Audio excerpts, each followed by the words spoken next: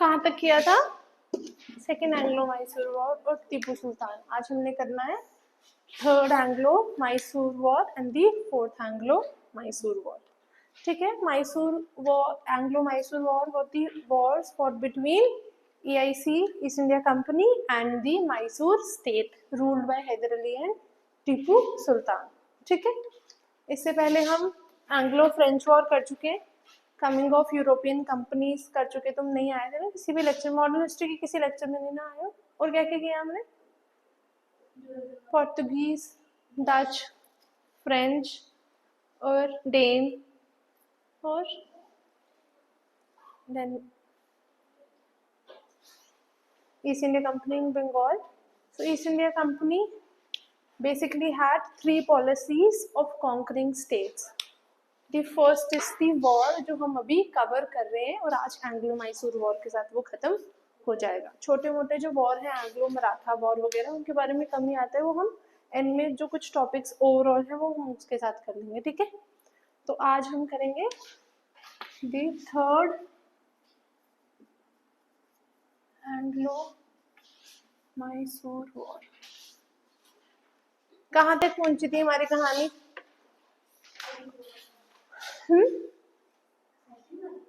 हाँ, क्या हुआ था सेकंड में?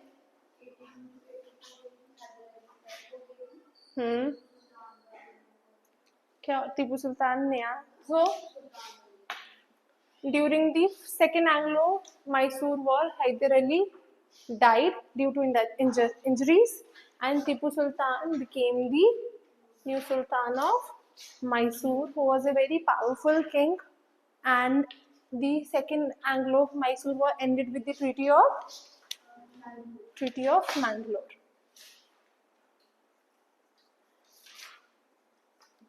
ठीक है, तो टीपू सुल्तान एक ऐसा बंदा था जिसने दूसरे देशों में अपने एम्बेसडर्स भेजे थे ईस्ट इंडिया कंपनी के अगेंस्ट सपोर्ट इकट्ठा करने के लिए, because he new the real attentions and more over he didn't wanted कि उसकी जो स्टेट है उससे ले ली जाए।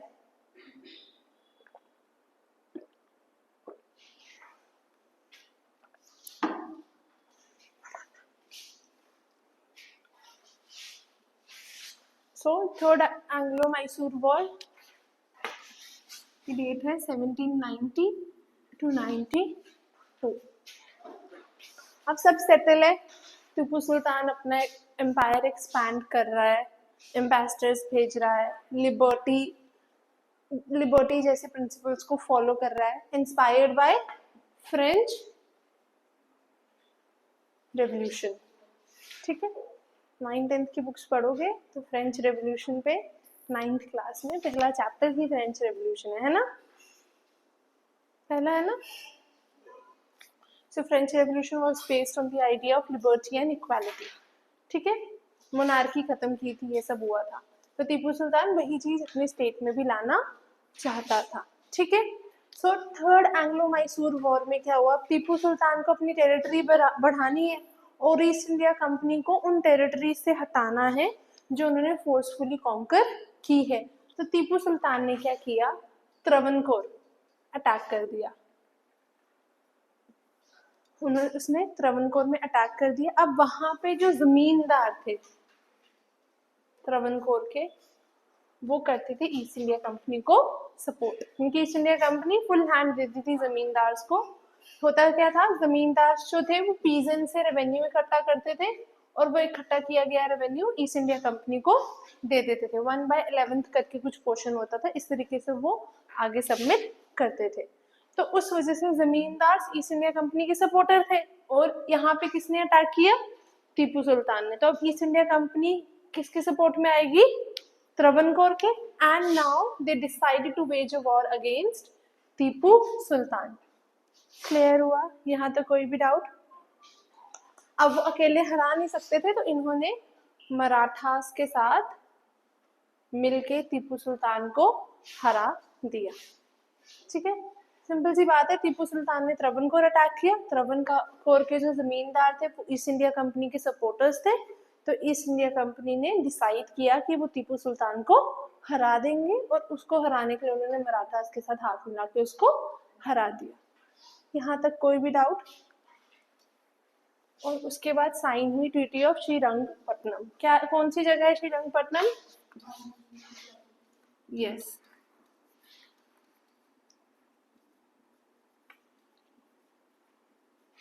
ट्रीटी ऑफ श्रीरंगपट्टनम उन्होंने साइन कर दी। एंड इस ट्रीटी के तहत टीपू सुल्तान ने अपना हाफ एम्पायर खो दिया और उसके पास हाफ एम्पायर ही बचा। और किसने दिया ये एम्पायर?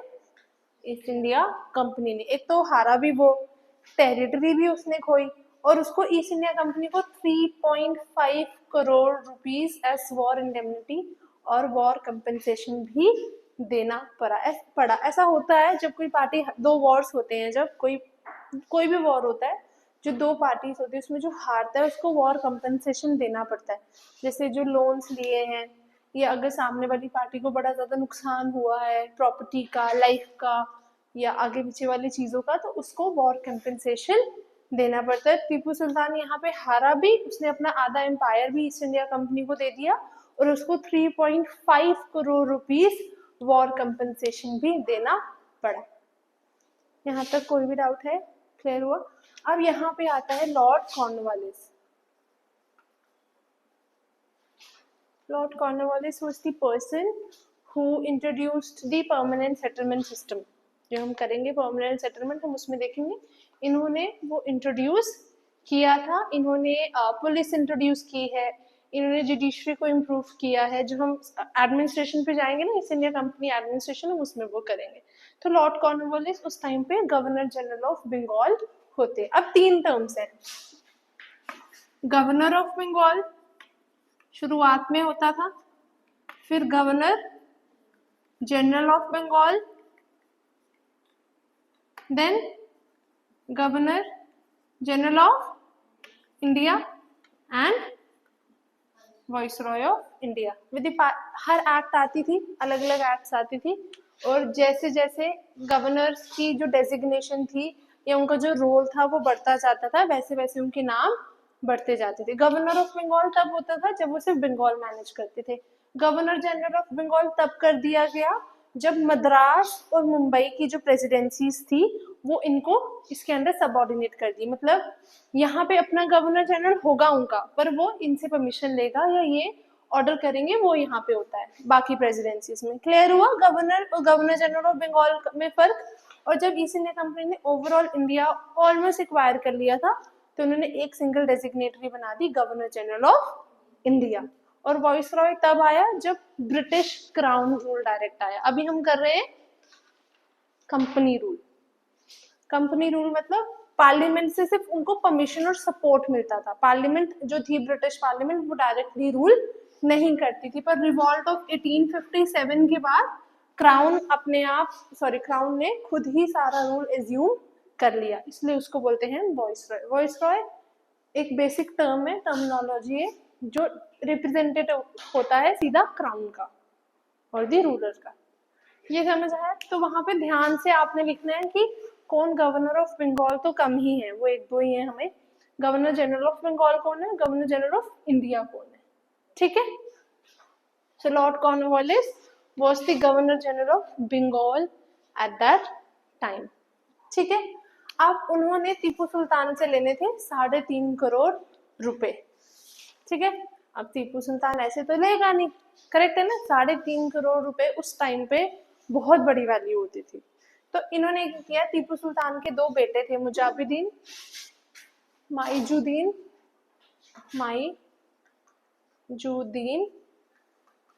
एंड अब्दुल खालिद। इन्होंने लॉर्ड कॉर्नवालिस ने इन दोनों को होस्टेज रख लिया जब तक टीपू सुल्तान वॉर कंपनसेशन नहीं पे करता।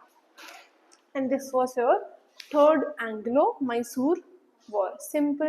बड़ा सिंपल से इसकी स्टोरी है। टीपू सुल्तान ने अटैक किया, ईस्ट इंडिया कंपनी ने उसको अटैक किया, उसको हराया, ट्रीटी साइन की, उसका आधा एम्पायर ले लिया और उसे 3.5 करोड़ रुपए भी लिए। और जब तक उसने 3.5 करोड़ रुपए नहीं लिए, उसके दोनों बेटों को होस्टेज बना के रखा। कोई doubt third Anglo Mysore war में? समझ आ गया अर्शिका? पीयूषी आपको आया? आप नोट्स ले लेना पुराने, ठीक है? लिख ले, लिखोगे ना समझ आ जाएगा, ठीक है?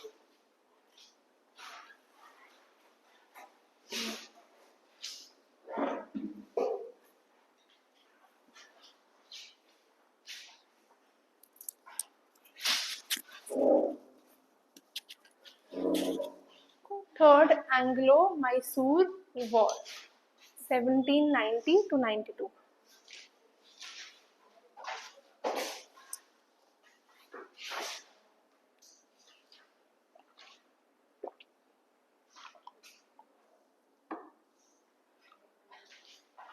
लिखो first.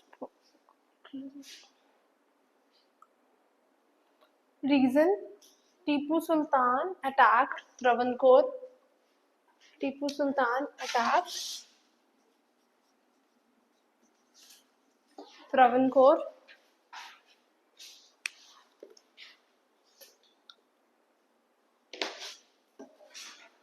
And the zamindars of Travancore, and the zamindars of Travancore were the supporters of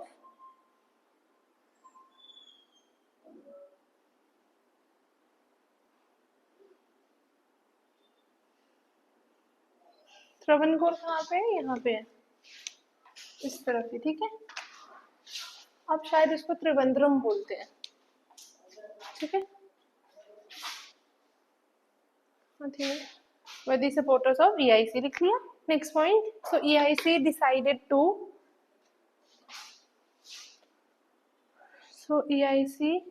decided to start a war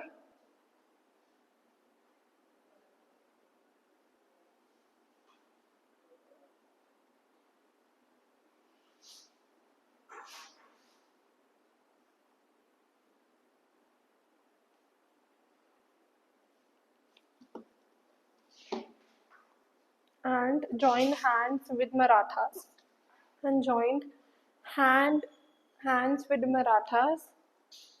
and defeated Tipu Sultan.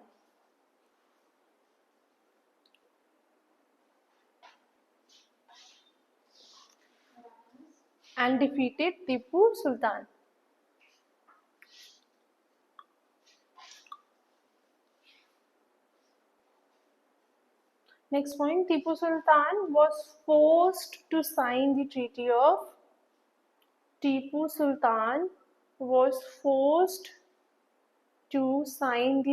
of Srirangapatnam.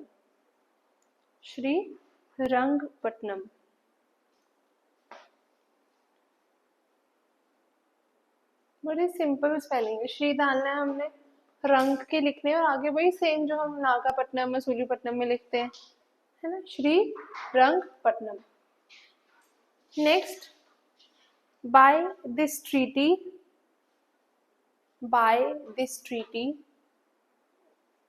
Tipu Sultan lost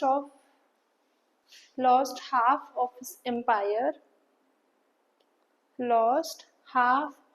empire to the company,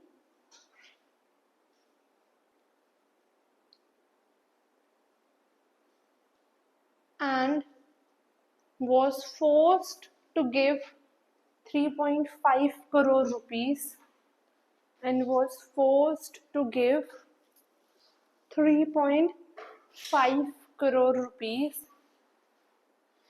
जो रुपी की development है ना, coins and currency की, वो तुम economics में करोगे, मतलब कर लेना, अगर टीचर नहीं भी करवाएगा आपको तो ऑनलाइन भी देखोगे तो आराम से मिल जाता है, ठीक है? या वो ल्यूसेंट की जनरल नॉलेज की बुक ले लेना, उसमें तो सब कुछ है ऑलमोस्ट, ठीक है?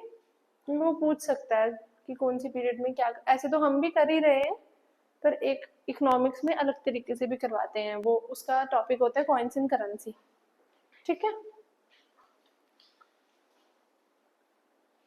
3.5 crore rupees as war indemnity.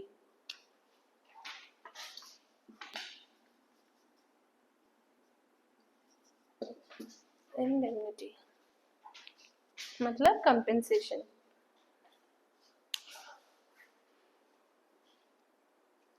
लिखो। नेक्स्ट लिखो Lord Cornwallis.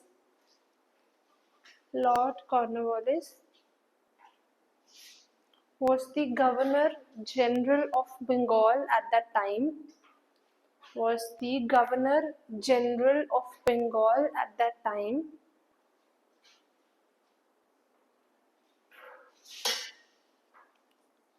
And he took hostage of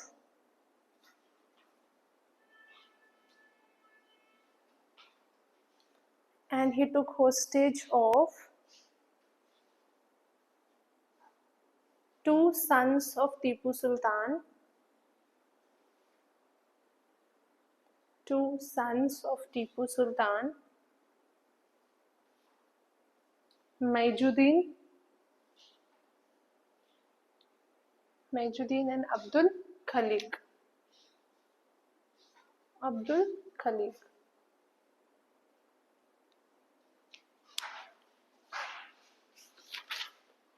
Till the payment of 3.5 crore rupees. Till the payment of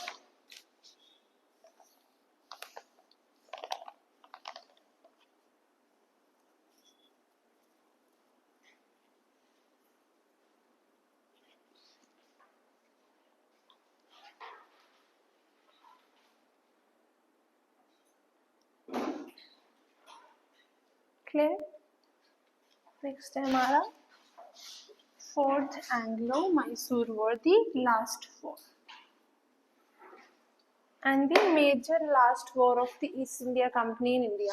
छोटे मोटे ट्राइबल या बॉर्डर कॉन्फ्लिक्ट्स तो होते ही रहे हैं. अब एक मूवी भी आई थी ना, मैंने मूवीज का जिक्र नहीं करना, वो कौन था उसमें, अक्षय कुमार था ना, जो अफगानी के साथ लड़े थे. वो भी देखती है मूवी. छोटे मोटे कॉन्फ्लिक्ट्स तो उन्होंने करते ही रहे थे. कोई बात नहीं, एक मूवी स्किप हो सकती है गलती से पीयूषी. ओके. फोर्थ एंग्लो, जो छोटे मोटे कॉन्फ्लिक्ट्स हैं, जितने मेजर है वो हमने करने हैं. जो छोटी छोटी चीजें हैं, जो ज्यादा डिटेल्ड है, वो ऑप्शनल वालों के लिए. ठीक है. तो इतनी इनकी नेट पे तुम्हें बहुत कुछ दिखेगा, तो टेंशन लेने की जरूरत नहीं है. ठीक है. Fourth Anglo Mysore war. कौन है, क्यों ऐसे यार, डर लग रहा है. 1799. अब हुआ क्या, टीपू सुल्तान अपना आधा एम्पायर खो चुका था.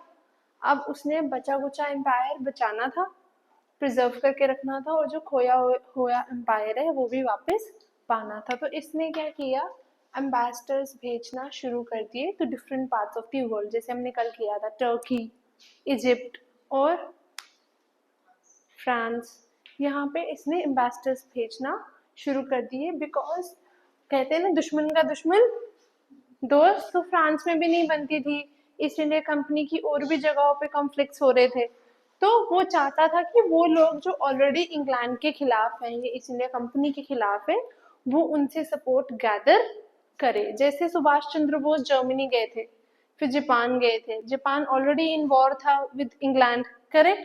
तो तभी तो जापानीज ने उनकी मदद की, वरना कोई करता नहीं करते. ऑब्वियसली उन्होंने अपना बेनिफिट भी देखा.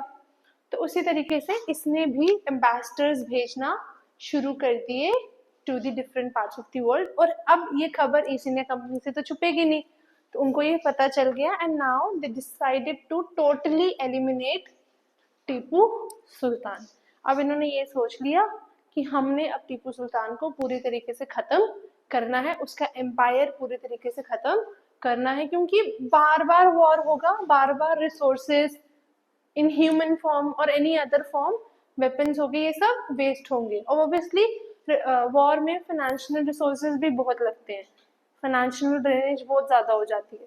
तो उन्होंने टीपू सुल्तान को खत्म करने की सोच ली और उसका एम्पायर खत्म करने की सोच ली. अब उनको वॉर वेज करने के लिए रीजन चाहिए था, तो उन्होंने टीपू सुल्तान पे इल्जाम लगाया कि उसने श्रीरंगपट्टनम की जो ट्रीटी है वो वायलेट की है, यानी कि उसने उसकी जो प्रोविजंस है उसको तोड़ने की या गलत तरीके से उनको प्रैक्टिस करने की कोशिश की है, और इस बेसिस पे उन्होंने टीपू सुल्तान के अगेंस्ट वॉर डिक्लेयर कर दिया और उन्होंने मैसूर अटैक कर दिया। And that time Tipu Sultan died.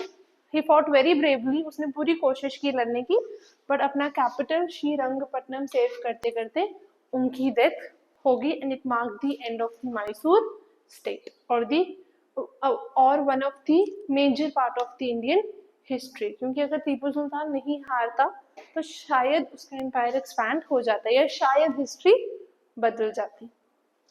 कोई डाउट? तो टीपू सुल्तान के अब टीपू सुल्तान तो मर गया पर उसके बच्चे तो थे ना, तो उन्होंने टीपू सुल्तान की फैमिली से ये एम्पायर ले लिया और वापस कौन सी डायनेस्टी लाए वो? Wadia dynasty. Because Wadia dynasty जो थी वो ओरिजिनल डायनेस्टी थी और कहीं ना कहीं जो लोग थे वो भी वाडिया डायनेस्टी को सपोर्ट करते थे बिकॉज ऑफ दी सिमिलर, क्या रीजन होगा? Religion. Tipu Sultan was the Muslim emperor and Wadiyas were the Hindu emperor. तो लोगों का सपोर्ट, अब ईस्ट इंडिया कंपनी को भी तो लोगों को इम्प्रेस करना है, तो उन्होंने वाडिया डायनेस्टी को वापस से थ्रोन दे दिया। But they were made to sign subsidiary alliance, जो हमारा नेक्स्ट टॉपिक है। ठीक है, क्लियर? और उस टाइम पे Lord Wellesley was the Governor General of Bengal at the time of defeat of Tipu Sultan. और टीपू सुल्तान को हराने के बाद लॉर्ड वेलेस्ली ने एक स्टेटमेंट दी थी, now the empire of east is ours. क्योंकि अब कोई मेजर पावर बची ही नहीं है, मराठास को उन्होंने कंट्रोल कर लिया था। उन्होंने मराठास की पेंशन लगा दी थी, जो पेशवा बचे हुए थे ना, पेंशन जैसे नवाबों के साथ करते थे, नवाब सब उनके अंदर थे, एक ये मेजर रूलर बचा था, इसको भी हरा दिया। तो उन्होंने statement the that now the empire of east is hours. Clear? This was the end of the fourth एंग्लो-मैसूर war. एंग्लो-मैसूर war are easier and simpler then the Anglo-French war. इसमें थोड़ा कॉन्स्पिरेसी है, बड़े सारे नाम है, पर ये सिंपल है ना? लिख ले, रीजन लिखो। 1799 देखता है। After the third Anglo-Mysore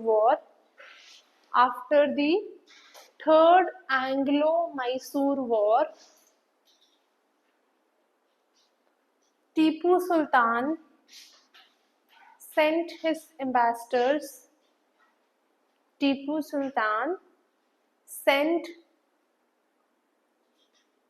his ambassadors to the different parts of the world,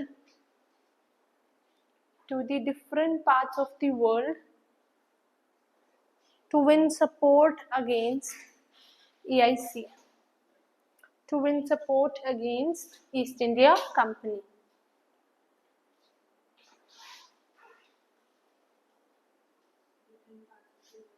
To win support against the East India Company. To win support against the East India Company. This created suspicion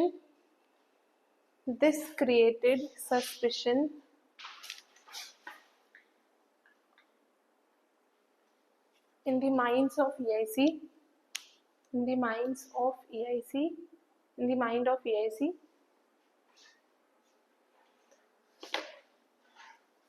and they decided to eliminate Tipu Sultan.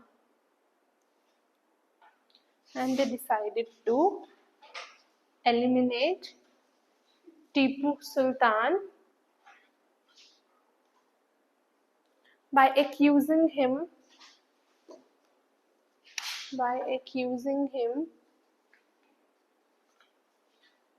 for violating the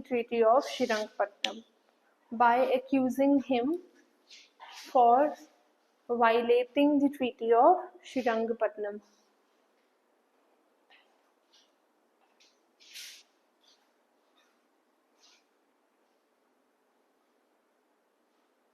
लिख लिया सबने यहाँ तक? Violating the treaty of Srirangapatnam.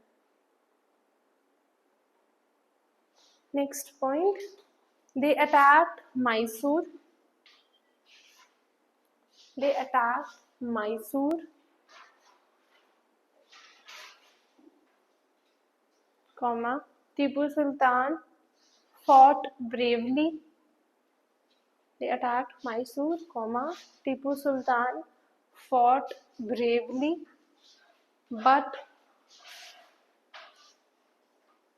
lost his life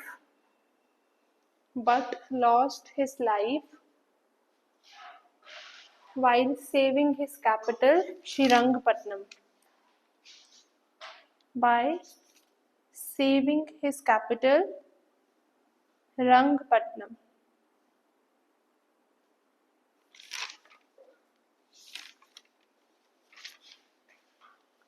Next point, this was the end of the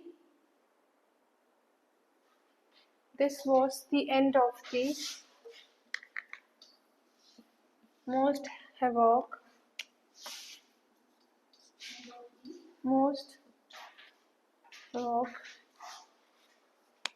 story in the history of India.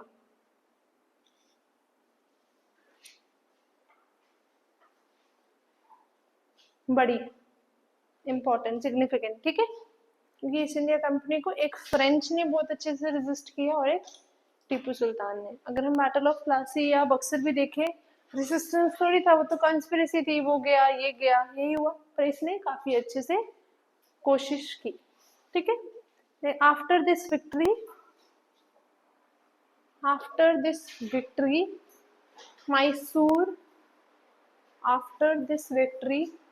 Mysore was taken from the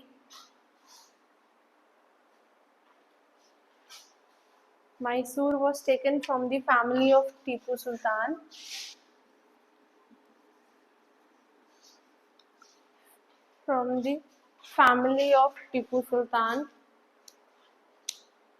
And Wadiyar dynasty was installed again. Wadiyar dynasty was installed again to win the support of the people.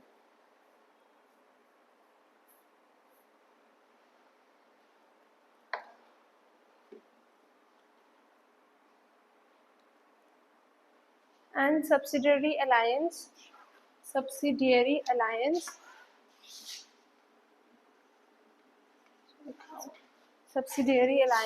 was signed.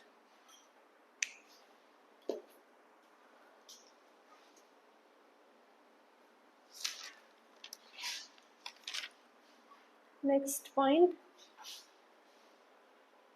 Lord Wellesley,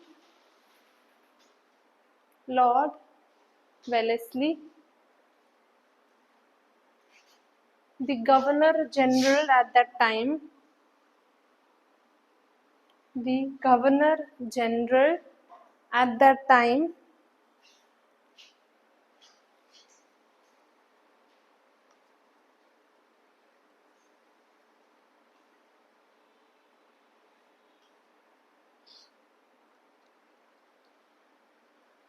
gave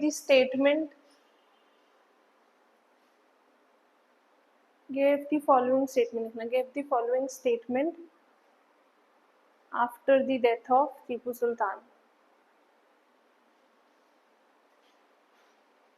उसमें लिखना apostrophe में, ठीक है.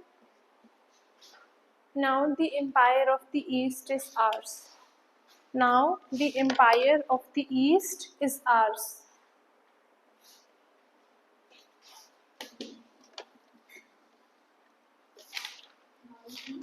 Empire of the East is ours.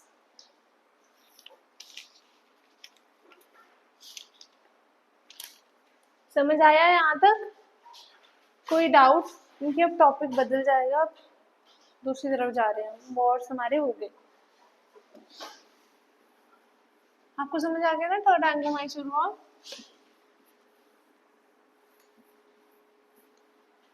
Simple सी बात है, हमने treaties याद रखनी है और हमने रीजन याद रखना है, ठीक है। फर्स्ट का क्या था?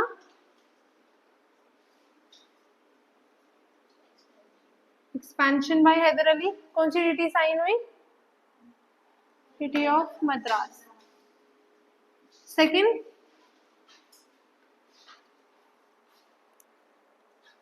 Violation of the treaty of Madras, support नहीं किया और ईस्ट इंडिया कंपनी ने क्या अटैक कर दिया? माही। Treaty of Mangalore. और क्या इंपॉर्टेंट इवेंट हुआ? Battle of Porto Nova, during which Hyder Ali died and Tipu Sultan became the new Sultan. And third,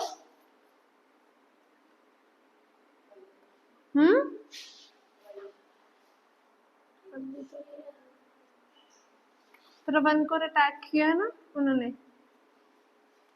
तो किया हमने Travancore attack by the East India Company. So, sorry, by Tipu Sultan, and the zamindars of that area were the supporters of the East India Company. So, East India Company attacked Mysore. Treaty of Srirangapatnam. क्या significant development है इस time पे कि उसके दो बेटे माइजुद्दीन and Abdul Khaleeq को उन्होंने हॉस्टेज रख दिया until the payment of 3.5 crore war compensation.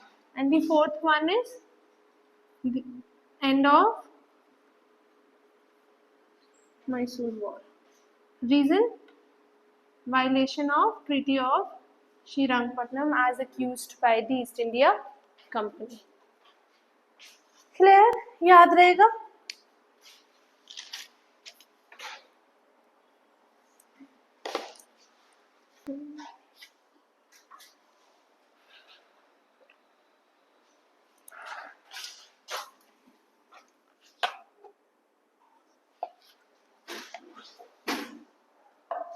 चले आगे।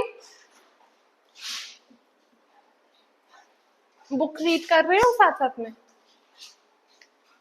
कोई टॉपिक छूटा तो नहीं है बुक के हिसाब से?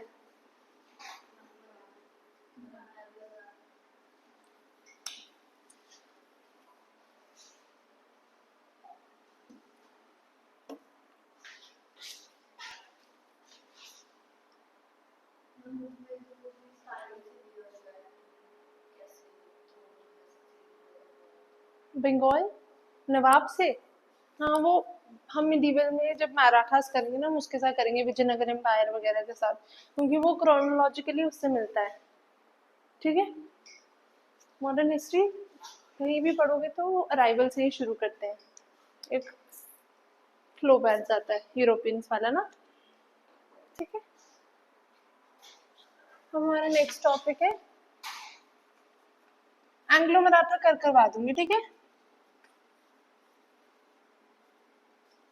सब्सिडरी अलायंस, मेरा ना लैपटॉप खराब हो गया, उसमें पड़ा है जो मेरी नोटबुक्स में पीडीएफ नोट्स नहीं है, वो लैपटॉप पे पड़ी है, उसमें एंग्लो मराठा वगैरह पड़ा है, तो वो ठीक करने के लिए दिया, वो आ जाएगा आज, है ना। यही लिखा है जो नोटबुक पे लिखा है मैंने, वही वहाँ पे लिखा है।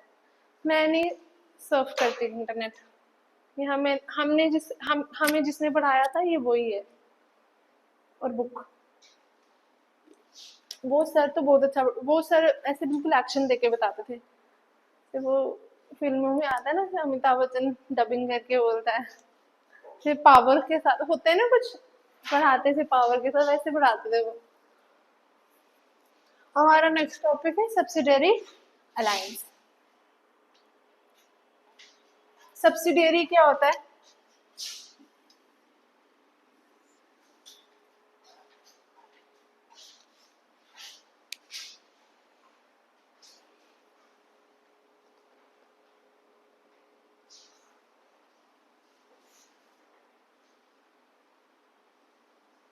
हाँ, हर्षिका की तबीयत खराब है, ये ऐसे सच्ची लग रहे हो बीमार से, जोक से बात, मजाक नहीं कर रहे। गर्मी में होता है ना, बारिश नहीं हो रही ढंग से, सब बीमार हो रहे हैं। सब्सिडरी क्या होता है?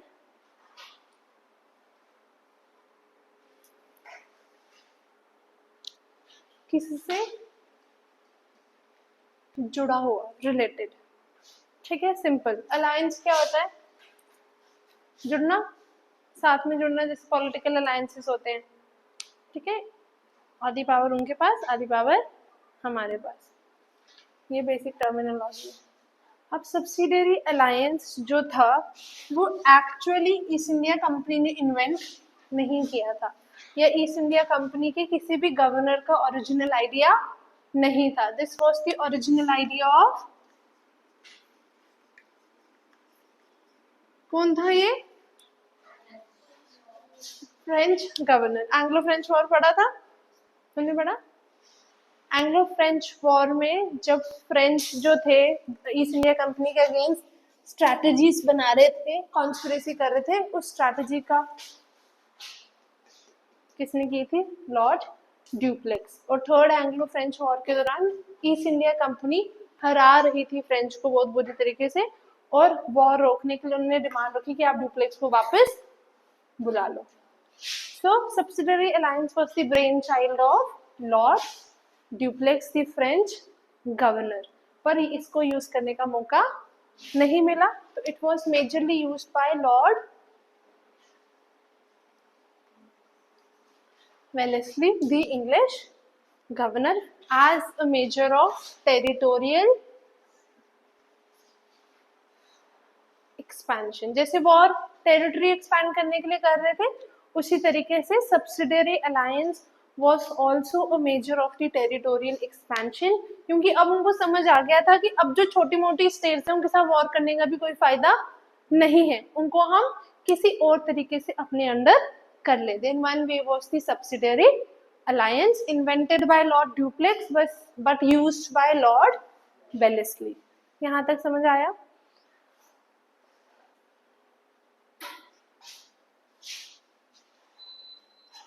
अब लॉर्ड वेलेस्ली ने ये मेजर क्यों यूज किया? वो और भी कुछ कर सकता था, बिकॉज उस टाइम पे था, सुना है, नेपोलियन याद है सबको?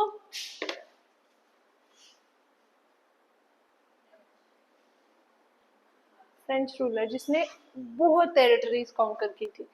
तो उस टाइम पे इंडिया पे नेपोलियन बोनापार्टे का हमले का खतरा था, और उस टाइम पे लॉर्ड वेलेस्ली को, अब अगर नेपोलियन आ जाता, फॉर एग्जांपल जो छोटी छोटी स्टेट्स, जैसे अलेक्जेंडर आया था उसने छोटी छोटी स्टेट्स कॉन्कर करके इकट्ठे कर ली थी ना, और उसका एम्पायर बड़ा हो गया था। अगर नेपोलियन आ जाता, जो बच्ची कुची छोटी छोटी स्टेट्स थी वो उनको कॉन्कर कर सकता था, और ईस्ट इंडिया कंपनी के लिए क्या हो जाती? मुश्किल हो जाती, खतरा हो जाता। और अगर ईस्ट इंडिया कंपनी उन छोटी छोटी स्टेट्स के साथ वॉर करने लग जाती एक एक करके, तो उनके पास इतना टाइम भी नहीं था कि वो एक एक स्टेट के साथ वॉर करे, और यहाँ इतने रिसोर्सेज भी नहीं थे। So they opted for the method of subsidiary alliance because of the threat of the attack of Napoleon Bonaparte. ठीक है, अब सब्सिडियरी अलायंस होता है, इसमें ना डिफरेंट डिफरेंट प्रोविजंस होते हैं। यहाँ तक लिख लो, फिर हम प्रोविजंस लिखते हैं, क्योंकि फिर वो थ्योरी है ना, वो पहले समझेंगे फिर लिखेंगे। ये पॉइंट से ये लिख लो, देखो subsidiary alliance was the brainchild of, subsidiary alliance was the brainchild of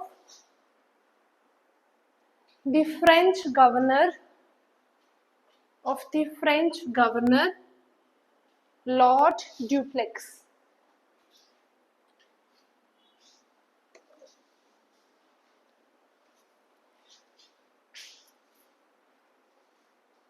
Next point, but it was used as a tool of, but it was used as a tool of territorial expansion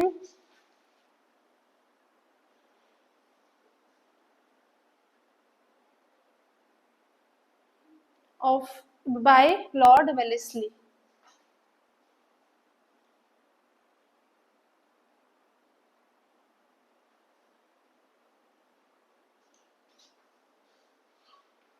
reason लिखो, the threat of invasion of French, the threat of invasion of French, that is Napoleon Bonaparte in India. Napoleon Bonaparte in India.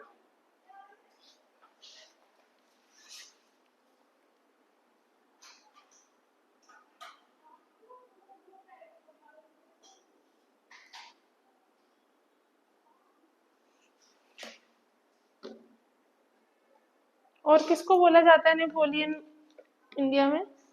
Samudragupta. आया याद?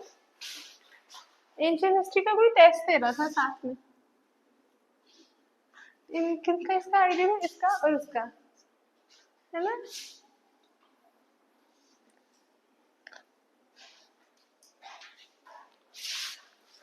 Simple सी बात है, subsidiary alliance में उन्होंने state को पूरी तरीके से अपने अंडर करना था, उस हिसाब से कि जो भी स्टेट में हो ईस्ट इंडिया कंपनी के इंटरेस्ट के और उनकी मर्जी के अकॉर्डिंग हो।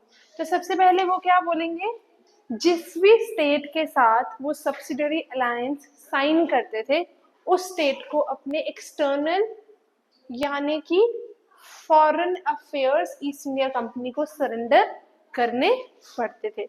अब फॉर एग्जाम्पल अगर हमारी जम्मू में किसी और कंट्री के खतरा है, किसी और स्टेट के इन्वेजन का खतरा है, तो हम गवर्नमेंट क्या करती है, हमारे पास जैसे आर्टिकल 370 एब्रोगेट होने से पहले हमारा सारा जो होता था जम्मू का जो लेजिस्लेटिव असेंबली थी वो डिसाइड करती थी, except for the foreign affairs, defence, communication and currency. बाकी तो पार्लियामेंट के पास, हमारे अपनी असेंबली के पास था। ये क्यों था? क्योंकि हमारे स्टेट में खतरा था for the invasion of another country, जैसे कि इंस्ट्रूमेंट ऑफ एक्सेशन साइन करने से पहले था। इंस्ट्रूमेंट ऑफ एक्सेशन पता है सबको, जो हरि सिंह ने गवर्नमेंट ऑफ इंडिया इंडिपेंडेंस के बाद जो हरि सिंह थे उन्होंने बोला कि हम किसी को ज्वाइन नहीं करेंगे। दो ऑप्शंस होते थे, जितनी भी स्टेट्स थी ना बता देती हूँ, उनके पास दो ऑप्शन थे, either to join Pakistan, India, and the third one was to remain independent. तो Sardar Vallabh Bhai Patel was a great diplomat, तो मेजर स्टेट्स इंडिया को ज्वाइन कर गई। पर जो हरि सिंह थे जम्मू के ruler, Dogra ruler, the last Dogra ruler, उन्होंने बोला कि हम किसी को भी ज्वाइन नहीं करेंगे, हम इंडिपेंडेंट रहेंगे। उसके बाद हरि सिंह ने एक स्टैंड स्टिल एग्रीमेंट, मतलब एक, जैसे मैं तुम्हें बोलूं कि मैं तुम्हें ये दे दूंगी, है ना, बाद में देखेंगे, तो उन्होंने एक ऐसी कोई एग्रीमेंट साइन की पाकिस्तान के साथ जिसमें उन्होंने प्रॉमिस नहीं किया पर ऐसे बोला कि अगर कभी हुआ तो हम आपको ज्वाइन करेंगे, क्योंकि जम्मू कश्मीर में मेजर पॉपुलेशन किसकी थी? मुस्लिम्स की। पर अब क्या हुआ, पाकिस्तान को ये चीज अच्छी नहीं लगी, पाकिस्तान एंड अफगानिस्तान, तो उन्होंने जैसे जिहाद वगैरह होता है ना, जो इन्वेडर्स थे उनको बुलाया and they invaded Kashmir, Baramulla और कौन कौन सी जगह, काफी जगह वो पुंछ तक पहुंच गए थे। उन्होंने काफी लोगों को मारा, वुमेन के रेप हुए, काफी घरों को तोड़ा, बड़ी ज्यादा नुकसान हुआ। तो हरि सिंह ने इंडियन गवर्नमेंट को रिक्वेस्ट किया कि भाई आप हमारी मदद करो।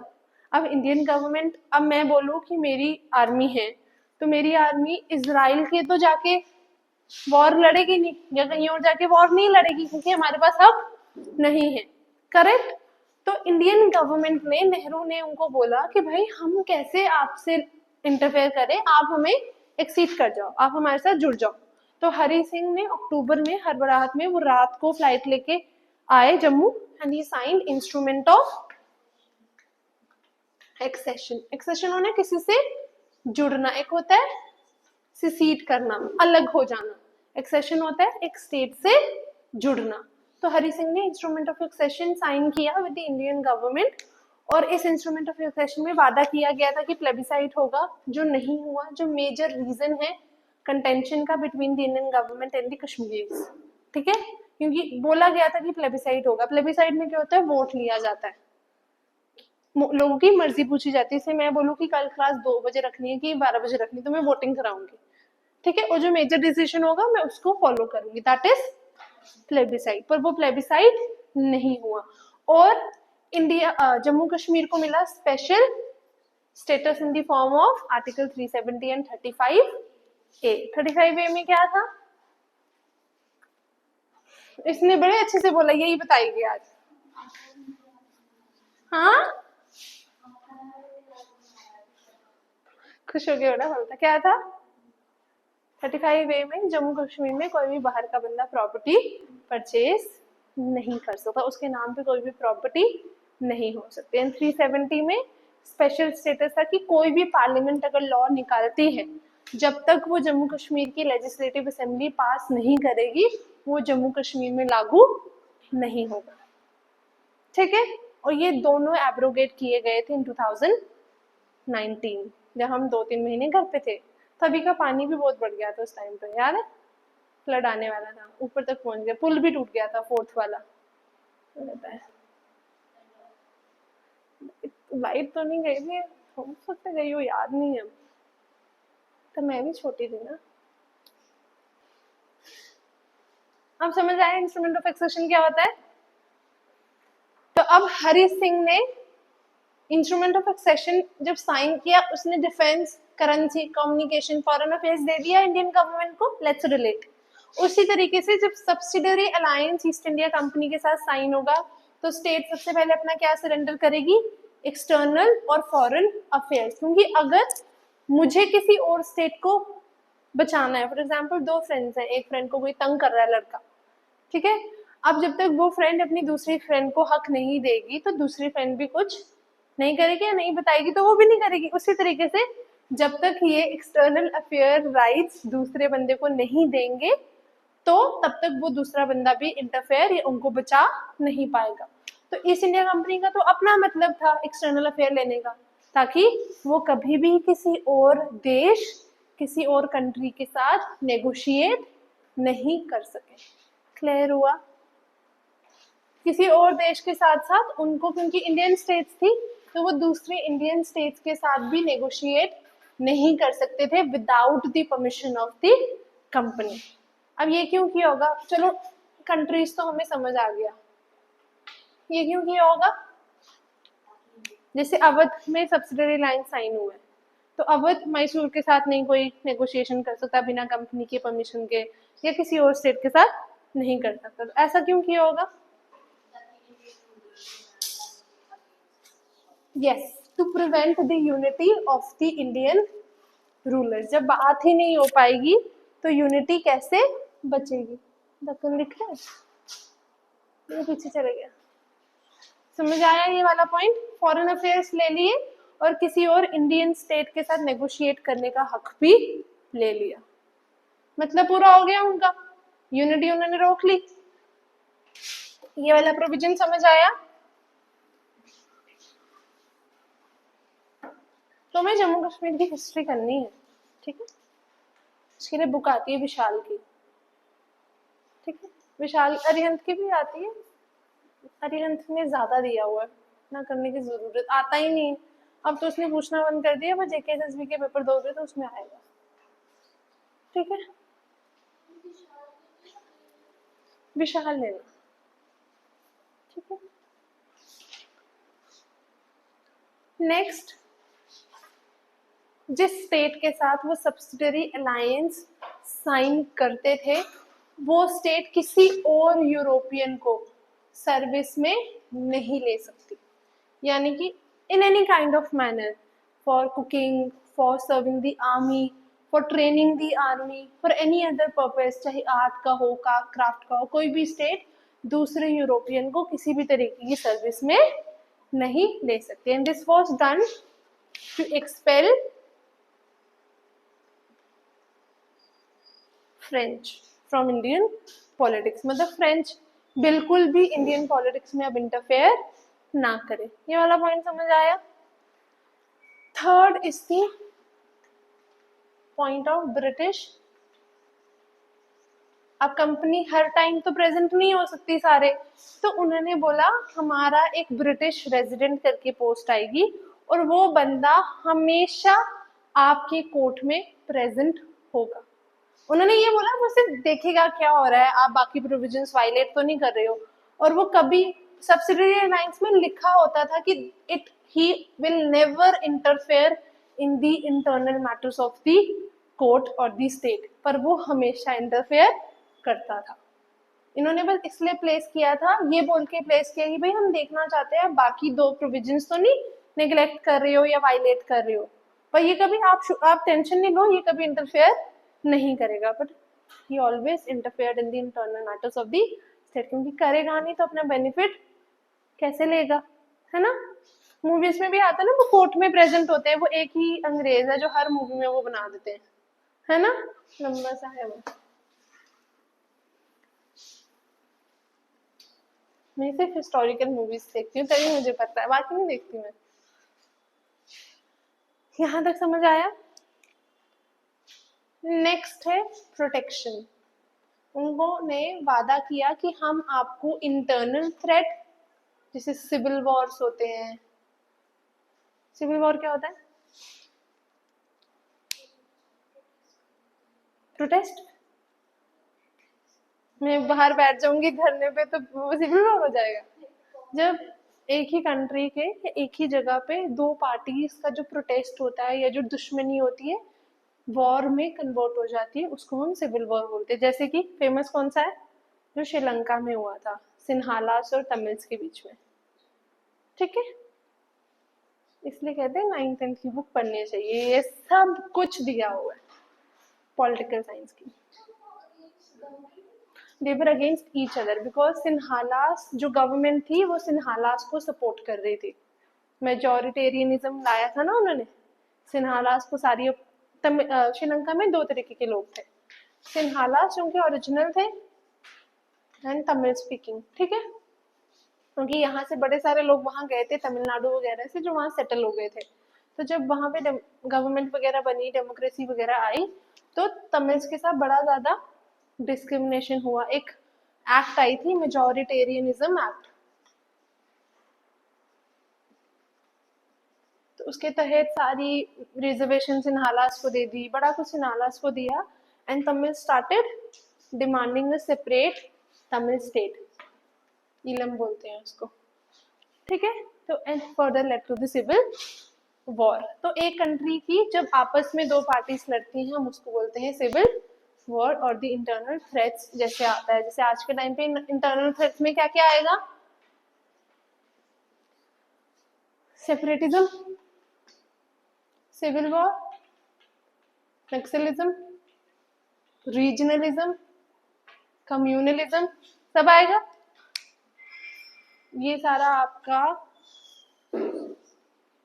नहीं रीजनलिज्म आप किस में करते हो, हाँ अलग अलग टॉपिक्स भी है, ये सब आपको। रीजनलिज्म क्या होता है, जैसे नॉर्थ वाले लोग सारे साथ हो जाएंगे, दैट बिकम्स अ रीजन, है ना। बड़ी बार नॉर्थ और साउथ की डिबेट्स होती हैं इंस्टाग्राम या कभी देखो ना लाइव चैनल्स पे, वो बड़ी बार डिबेट करते हैं, ये ईस्टर्न लोगों के साथ डिबेट करते हैं, डिस्क्रिमिनेट ही करते हैं ना ईस्टर्न लोगों के साथ कि दो दो इंडियन दिखते बोलते बड़े सारी चीज, तो वो चीजें दैट इज रीजनलिज्म, ठीक है। तो उन्होंने बोला कि हम आपको हर तरीके के इंटरनल थ्रेट और एक्सटर्नल थ्रेट से बचाएंगे। And the last and the most important provision was the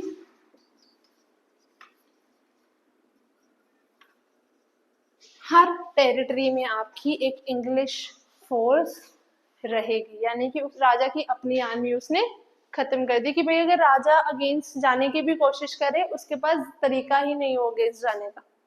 तो उनकी फोर्स कौन सी है, ब्रिटिश की। और हम अपनी फोर्स आपके टेरिटरी में रखेंगे आपकी प्रोटेक्शन के लिए, और आप उसके बदले में हमें सब्सिडी भी दोगे, मर्जी भी होंगी, फोर्स भी होंगी, पैसा भी होगा। दो तरीके की सब्सिडी होती है, जो स्मॉल स्टेट्स थी उनके लिए सब्सिडी थी कैश में, और जो बड़ी स्टेट्स थी उनको अपनी कुछ territories British east India company को दे देनी पड़ती थी। तो दोनों तरीके से उनका टेरिटोरियल एक्सपेंशन हो रहा है। कुछ टेरिटरीज में उनकी इंग्लिश फोर्स है, यानी कि वो कभी भी उन टेरिटरीज को पूरा अपने अंडर ले सकते हैं using their force. And second is उनको कुछ टेरिटरीज भी मिल रही है, एक एक के नाम थोड़ी लेते होंगे, बहुत सारी लेते होंगे। क्लियर हुआ सब्सिडियरी लाइंस, कोई डाउट?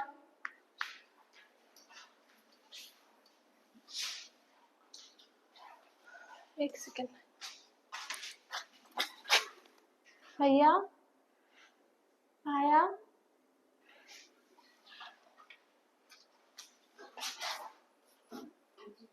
भैया कहाँ है? पानी लेना तो ठंडा में ले लेती हूँ फिर कोई बात नहीं बड़ी गर्मी है आज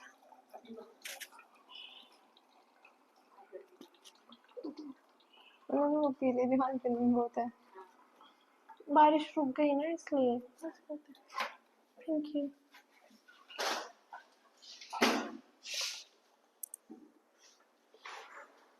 ठीक है सो निजाम ऑफ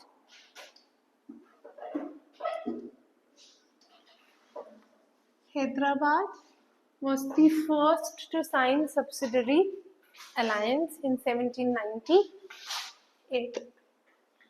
तो पहला किसने साइन किया ये याद रखना जरूरी है एंड देन 1799 में मैसूर देन 1800 में Tanjore and then we have 1801 Awadh and 1802 Marathas इस तरीके से इन्होंने ये सारी जो थी मेजर स्टेट्स हैं इम्पोर्टेंट मैसूर का तो हमने देख लिया हैदराबाद तो वो तो पहले से जुड़ चुके थे उनके साथ मराठास को भी उन्होंने कर लिया अपने अंडर अवध भी इम्पोर्टेंट स्टेट थी उस टाइम पे इन सबको उन्होंने एक एक करके सब्सिडरी अलायंस के अंडर साइन कर लिया क्लियर लिख लें यहाँ तक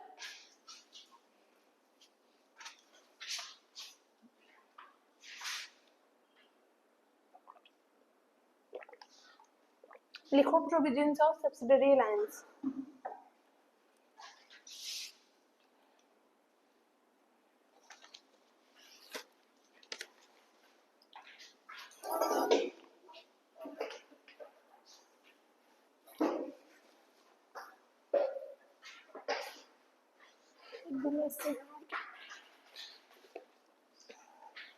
देखो पहला the Indian states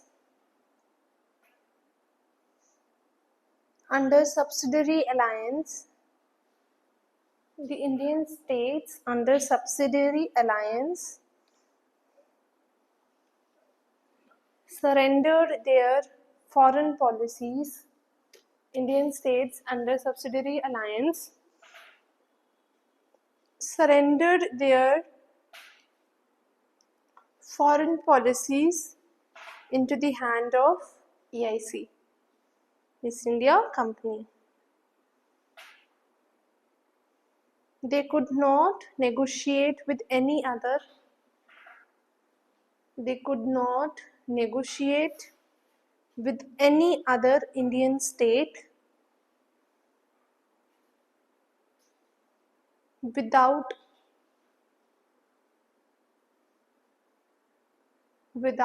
the permission of Governor General.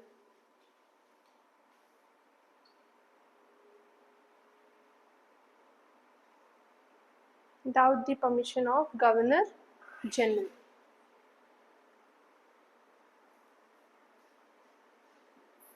Full stop.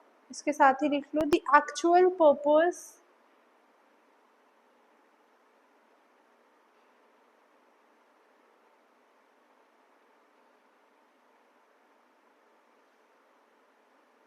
was to prevent the Indian rulers. The actual purpose was to prevent the Indian rulers to unite against the company. To unite Indian rulers to unite against the company.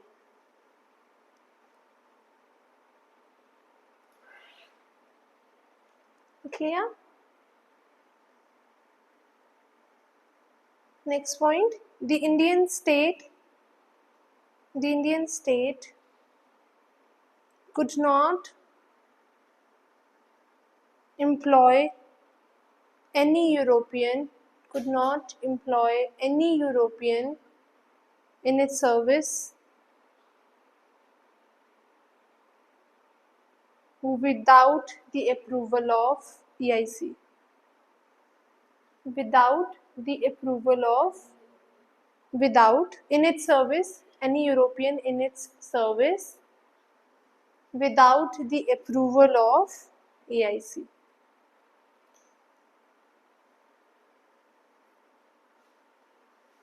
Full stop. The actual purpose was to expel the French. The actual purpose was to expel the French from the Indian politics.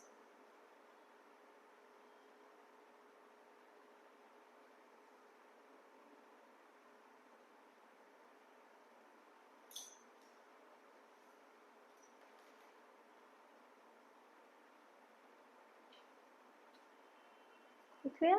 Next point. A British resident to be posted in the a British resident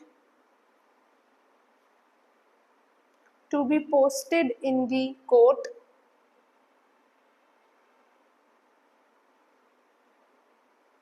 by the company.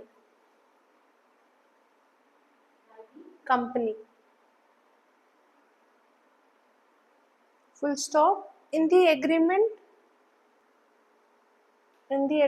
it was clearly mentioned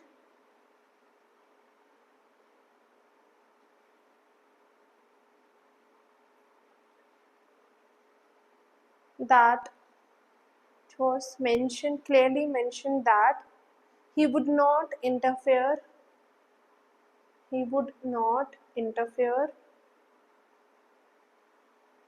in the internal matters of the state, interfere in the internal matters of the state, but actually he interfered in every matter.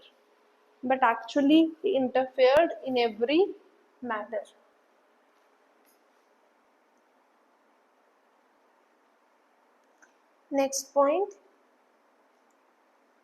Assured protection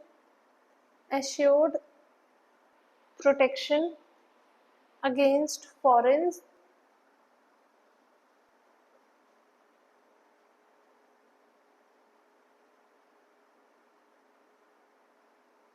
and internal threats.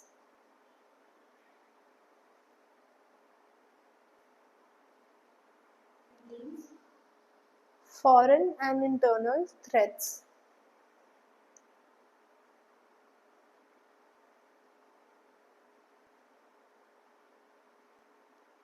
Next point.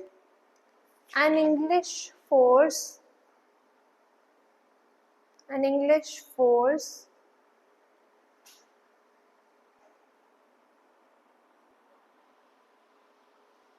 was stationed within the territory.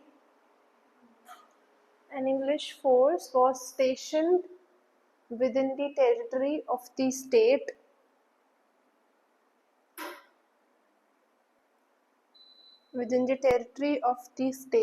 for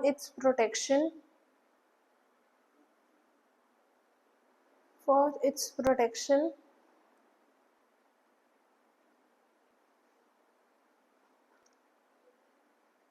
in return of annual subsidy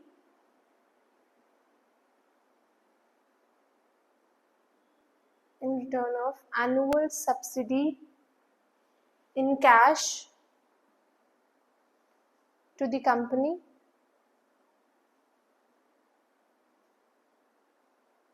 for the smaller states.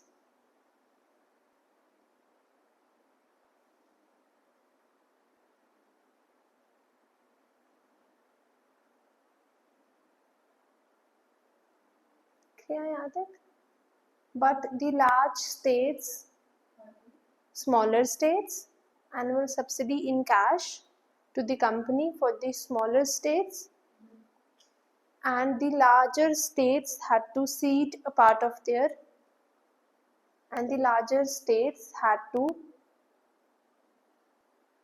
cede, SEDE, a part of their territory. Had to cede, SEDE, a part of their territory. अलग हो ना, हम लिखते हैं ना, हमारा पहला article ही है, India is a union of state and no state has a right to secede from the Indian Union. हमारा पहला आर्टिकल है, ठीक है। आप लिख लो, Nizam of Hyderabad was the first state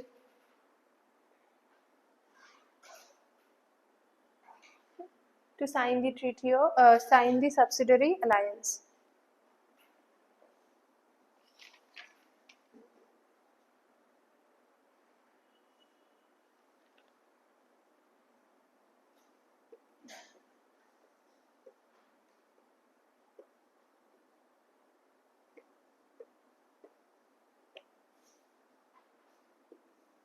लिख लिया ये सारी स्टेट्स। 1799 में मैसूर, 1800 में तंजौर,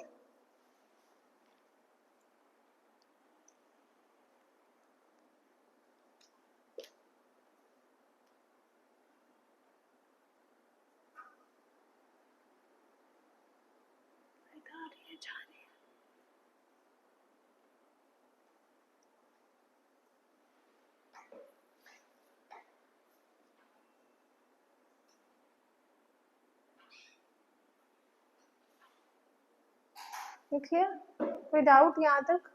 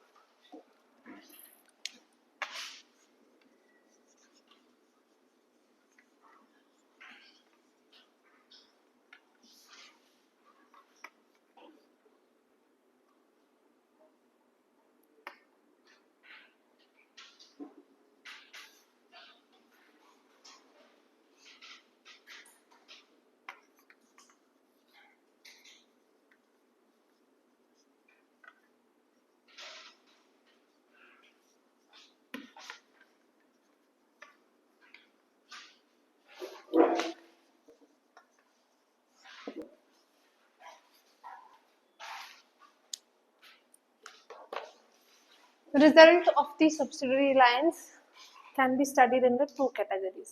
बेनिफिट किसको करेगा? ईस्ट इंडिया कंपनी को। डिग्रेड किसको करेगा? नवाब्स और दी रॉयल क्लास को। ठीक है, पहले हम करेंगे बेनिफिट्स। ऐसे बना लो, फ्लो चार्ट बनाना है ऐसे तो।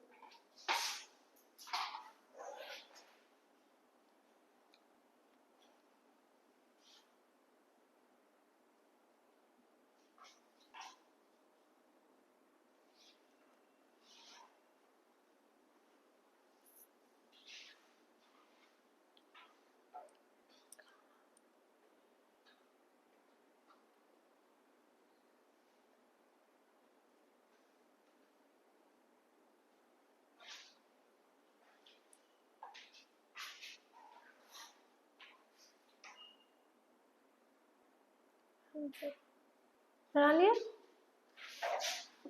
मिटा दो। ईस्ट इंडिया कंपनी को क्या क्या बेनिफिट होगा?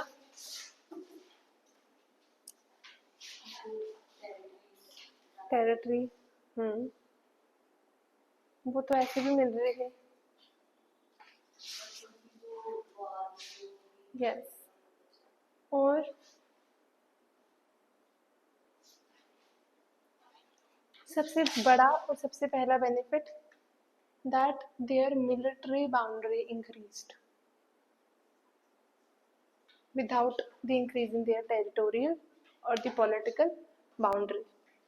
इसका क्या बेनिफिट होता है? अब उनकी बिना पॉलिटिकल कॉन्क्वेस्ट के उनकी आर्मी उन स्टेट्स में है, तो ना वो स्टेट्स ईस्ट इंडिया कंपनी के अगेंस्ट रिवॉल्ट कर सकती है, ना उसके राजा।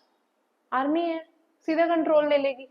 पहला बेनिफिट हो गया ये, that military boundary of the company जो थी उसकी पॉलिटिकल बाउंड्री से ज्यादा बढ़ गई। सेकंड, बिना किसी वॉर के, बिना किसी खर्चे के, कोई खर्चा नहीं ना हुआ, एग्रीमेंट ही साइन की, और बिना मासेस को प्रोवोक किए हुए, क्योंकि अब लोग भी तो, अब ऑब्वियसली किसी के रूलर के साथ गलत करोगे तो लोग कहीं ना कहीं प्रोवोक होंगे, और लोग आपको एक्सेप्ट करने में टाइम लगाएंगे। तो बिना किसी खर्चे के, बिना किसी वॉर के, और बिना मासेस को प्रोवोक किए उन्होंने काफी ज्यादा एरियाज पे अपनी सुप्रीमेसी एस्टैब्लिश कर ली। ये वाला पॉइंट क्लियर हुआ। थर्ड इज, अब उनकी जो आर्मी थी वो इंडियन स्टेट्स में स्टेशन थी, है ना। अब वो इंडियन सोल्जर्स को भी अपॉइंट करेंगे और उसी स्टेट के रिसोर्सेस यूज करेंगे, खाना भी वही, प्रैक्टिस भी वही, ट्रेनिंग भी वही, और सोल्जर्स भी वहीं के। तो बिना अपने रिसोर्सेज एम्प्लॉय किए और उस पर्टिकुलर स्टेट के रिसोर्सेज यूज करके उनको मौका मिला अपनी आर्मी बढ़ाने का। और वो आर्मी जो किसको लॉयल है तो राजा के स्टेट में है, वो लॉयल किसको है, ईस्ट इंडिया कंपनी को, इररिस्पेक्टिव कि सोल्जर्स इंडियन है कि यूरोपियन। ये वाला पॉइंट क्लियर हुआ।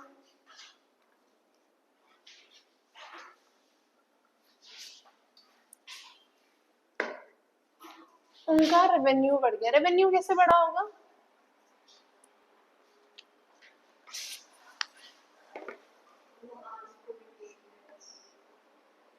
रेवेन्यू तो लैंड होता है ना, जो लैंड से हम कलेक्ट कर रहे हैं।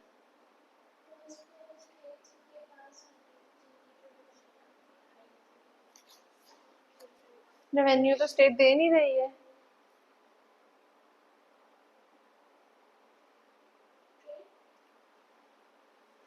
ट्रेड का जिक्र नहीं किया हमने अभी।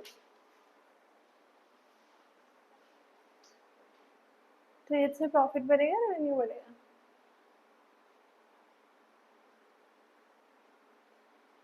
लार्जर स्टेट से क्या लेते थे,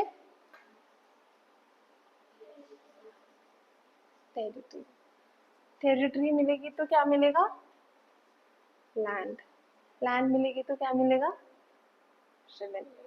and they were very clever. जब भी किसी भी लार्जर स्टेट से ये कोई टेरिटरी लेते थे, ये वही टेरिटरी लेते थे जो सबसे ज्यादा फर्टाइल होती थी। समझ आया, आया। तो इधर से उनका लैंड रेवेन्यू जो था वो बढ़ गया, क्योंकि एक तो सब्सिडी आ ही रहा है छोटी स्टेट से, बड़ी स्टेट से वो टेरिटरी ले लो जहाँ पे फर्टिलिटी ज्यादा है, फर्टिलिटी ज्यादा, प्रोडक्शन ज्यादा तो रेवेन्यू ज्यादा। वो ऐसे भी एक कनाल की जमीन थोड़ी लेते थे, बड़ी बड़ी टेरिटरीज लेते थे, पूरा पूरा विलेज, टाउन, या पूरा पूरा फॉरेस्ट हो गया, इस तरीके से टेरिटरी लेते थे वो। ठीक है, तो बिजनेस डिस्प्यूट थोड़ी है, आधी लैंड बेटा तेरी, आधी लैंड तेरी, है ना। लास्ट इज, उन्होंने पूरी तरीके से फ्रेंच नेशनलिस्ट को इंडियन पॉलिटिक्स से एक्सपेल कर दिया, जो उनका बेसिक पर्पस था। बेनिफिट समझ आए, लिख लो बेनिफिट्स। पहला लिखो, the military boundary of the company, the military boundary of the company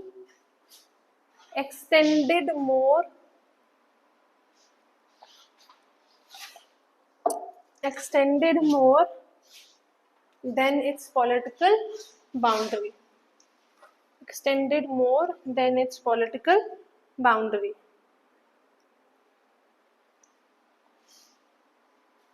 Next point, without any war, expenses, without any war, expenses, and provoking the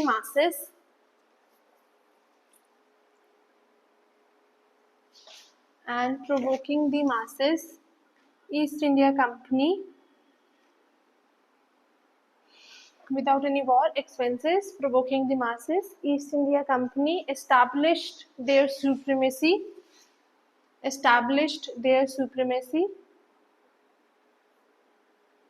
over a large part of India.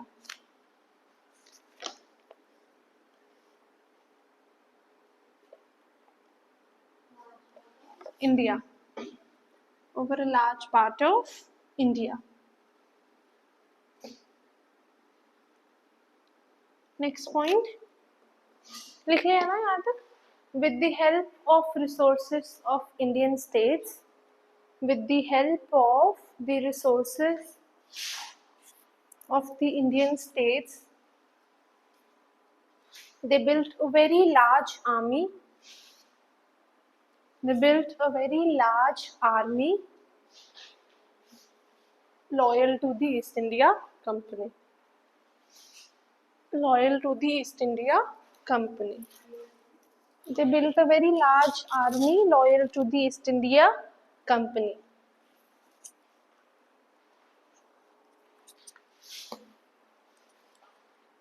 लिख लिया है यहाँ तक. Next part, next point. The subsidiary alliance increased their revenue. The subsidiary alliance increased their revenue because from the big states, they always took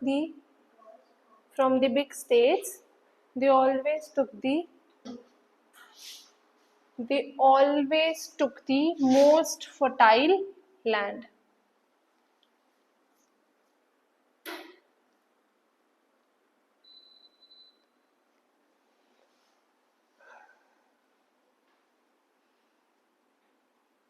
Next point.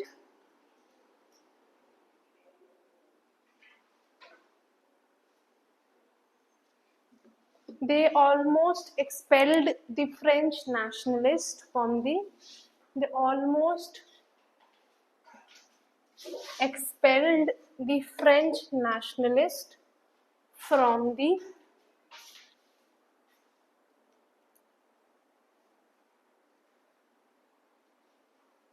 politics of India.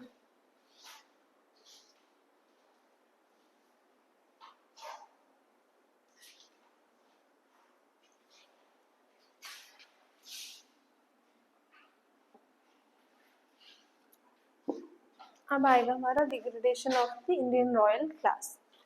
अब क्या हुआ, Indian rulers ने subsidiary alliance sign करके अपनी sovereignty, अपनी independence खो दी. और जब उन्होंने ये खोई और ईस्ट इंडिया कंपनी को सारे हक दे दिए, तो ईस्ट इंडिया कंपनी के बन गए सपोर्टर्स. पहला पॉइंट ये. Second, moral degradation. अब राजा महाराजा के पास कोई भी काम नहीं बचा था, सब कुछ तो कंपनी कर रही थी, वो क्या ही करेंगे. तो उनकी मॉरल डिग्रेडेशन होना शुरू हो गई, यानी कि वो खुद तो लग्जरी में जी रहे थे क्योंकि कंपनियों को एक्सपेंसेस तो दे ही देती थी, या उनके पास इतना पैसा तो था ही कि वो लग्जरियस लाइफ जी सके, और कंपनी भी उनको सपोर्ट कर रही थी और वो कंपनी को सपोर्ट कर रहे थे. और सफर कौन कर रहा था? Common people. एंड राजा को उनकी पड़ी ही नहीं थी. जब ये सब होगा तो they always acted as a shield. जब हम इंडिपेंडेंस स्ट्रगल देखेंगे उस टाइम पे भी हम ये देखेंगे कि जो जमींदार थे या जो ये रॉयल क्लास थी, वो एक शील्ड की तरह काम की है ब्रिटिश राज के लिए, क्योंकि इनको नुकसान नहीं हुआ. ब्रिटिश इनको एक्सपेंसेस भी दे रहे हैं, इनको लग्जरियस लिविंग भी दे रहे हैं, बदले में बस इनसे रेवेन्यू ले रहे हैं, ये इनकी स्टेट्स ले रहे हैं, पर ये तो अपनी लाइफ जी रहे हैं. अब एक तो इनके पास काम नहीं बचा और कोई रिस्पॉन्सिबिलिटी नहीं बची, तो लोग सफर करने लगे और ये सबसे ज्यादा ईस्ट इंडिया कंपनी को सपोर्ट करने लगे. And in further national movement also they acted as a shield for the British Raj, except some people जैसे झांसी की रानी, ये सब. ठीक है, क्लियर हुआ degradation of the royal class. लिख ले.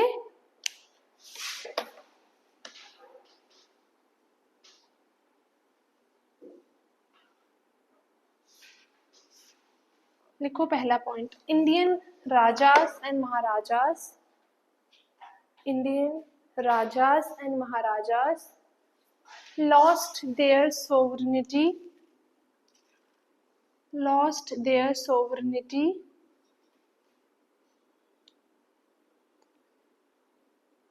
and became the supporter of EIC.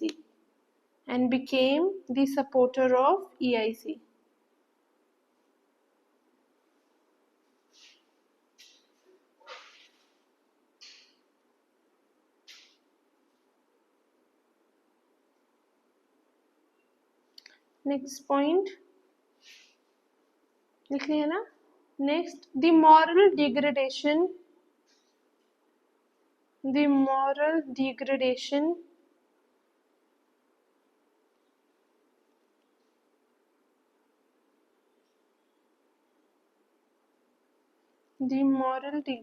of the ruling class of India. The moral degradation of the ruling class of India began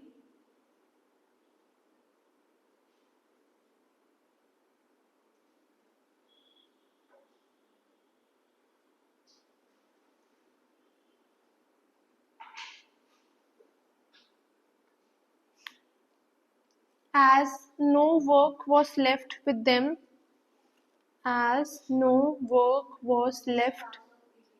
Began as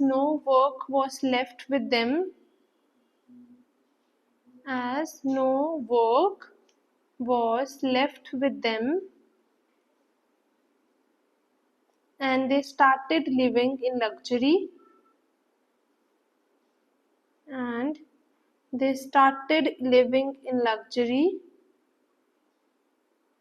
Whereas the people suffered the most.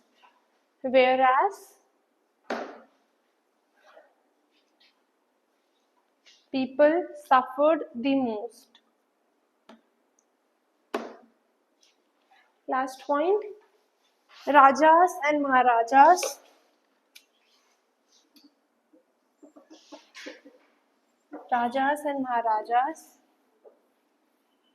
Always supported the interests of EIC.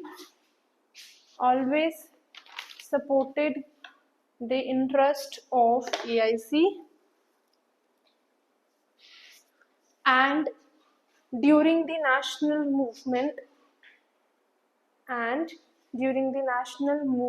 acted as a shield. Always supported the interests of EIC.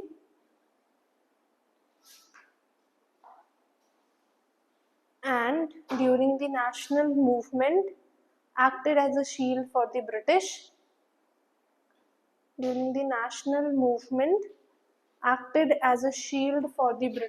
Raj.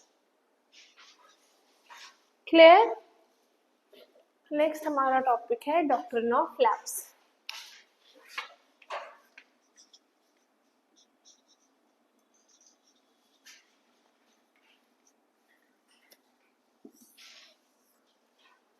क्या होता है बताया था एक बार. Yes.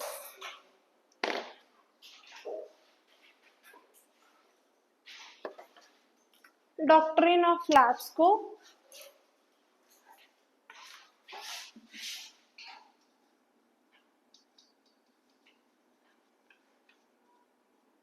Annexation bye piece भी बोला जाता है, बिकॉज पीसफुली आराम से वो टेरिटरीज एक्वायर कर लेते हैं. ना कोई वॉर, ना कोई ब्लडशेड, ना कोई मारधार, कुछ नहीं. आराम से टेरिटरीज एक्वायर इसके थ्रू वो हो जाती थी. Doctrine of lapse was used as a tool for territorial expansion by lord, पता है, डलहौजी. सिटी भी है ना इसके ऊपर, हिमाचल इसी के नाम पे बनी है, डलहौजी. ठीक है. तो it was used by Lord Dalhousie. सबसे रिलायंस किसने किया था? लॉर्ड वेलेस्ली ने. और डॉक्ट्रिन ऑफ लैप्स किसने किया है? लॉर्ड डलहौजी ने. अब होता क्या है, हिंदू ट्रेडिशन के हिसाब से अगर कोई बंदा है जिसका कोई भी नॉर्मल जनरल टर्म्स में बोल रही हूँ, इट्स नॉट अबाउट एनी राजा और कॉमन पर्सन, कोई भी बंदा है जिसका कोई नेचुरल सक्सेसर नहीं है या कोई नेचुरल हायर नहीं है, तो उसको हक दिया गया है कि वो कोई भी अपनी ही कम्युनिटी का या अपने ही रिलीजन के मेंबर को अडॉप्ट कर सकता है कुछ रिचुअल्स करके, और उसको अपना सक्सेसर बना सकता है। जैसे किसी बंदे का कोई बेटा नहीं है तो वो अपनी कम्युनिटी देखेगा, ताए चाचे जिनके बच्चे हैं या कोई और जिसके मदर फादर नहीं है, कुछ रिचुअल करेगा, कुछ यज्ञ वगैरह होता है, उसको वो अडॉप्ट कर लेता है। और ज्यादातर ये राजा महाराजा ही करते थे। तो उस टाइम पे एडॉप्शन जो था उसकी सोशल और रिलीजियस सिग्निफिकेंस दोनों थे। तो सोशली भी इम्पोर्टेंट था और रिलीजियसली भी इम्पोर्टेंट था। It was not only practice by the common Hindu but it was highly prevalent in the royal families. वो राजा या महाराजा जिनके बच्चे नहीं होते थे या बेटे नहीं होते थे, वो किसी और को अडॉप्ट कर लेते थे, कभी अपने भाई के बच्चे को कर लिया या किसी और को कर लिया और उसको अपना सक्सेसर बना देते थे। अब लॉर्ड डलहौजी ने क्या किया, लॉर्ड डलहौजी ने बोला मुझे ये सिस्टम खत्म करना है, ठीक है। और इस सिस्टम को खत्म करने के लिए उसने एक प्लान बनाया, ठीक है, लॉर्ड डलहौजी ने। यहां तक समझ आया?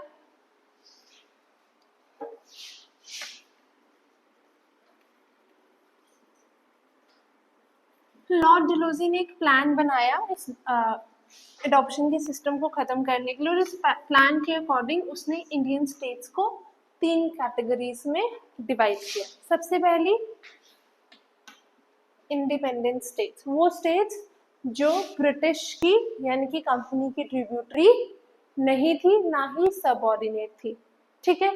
Second is the Indian princely states, वो स्टेट्स जो ब्रिटिश की सबऑर्डिनेट या ट्रिब्यूटरी थी। और उस टाइम पे मुगल एम्परर भी था, या तो स्टेट्स मुगल एम्परर से एफिलिएटेड होंगी या तो ब्रिटिश से। तो इंडियन प्रिंसली स्टेट्स में वो आ गई जो ब्रिटिश को सबऑर्डिनेट थी, ना कि मुस्लिम एम्परर ऑफ दिल्ली को। And this third states with those states which were created by East India Company। Clear हुई ये 3 कैटेगरीज। अब लॉर्ड डलहौजी ने बोला कि जो इंडिपेंडेंट स्टेट्स है, क्योंकि उनका कोई भी लेना देना नहीं है ईस्ट इंडिया कंपनी के साथ, तो वो उनके मैटर में, अडॉप्शन के मैटर में इंटरफेयर नहीं करेंगे कि भाई ये तुम्हारा अपना मैटर है, तुम्हारा मेरे से कोई लेना देना नहीं, मैं तुम्हारे मैटर में इंटरफेयर नहीं करूंगा। सेकंड कैटेगरी के लिए उसने बोला कि अगर आपका नेचुरल हायर नहीं है और जो इस कैटेगरी की स्टेट्स हैं, अगर उनके राजा या महाराजा का कोई नेचुरल हायर या सक्सेसर नहीं होता, तो किंग को पहले ईस्ट इंडिया कंपनी की परमिशन लेनी पड़ेगी बिफोर अडॉप्टिंग एनी सक्सेसर, और East India Company is not liable to give permission.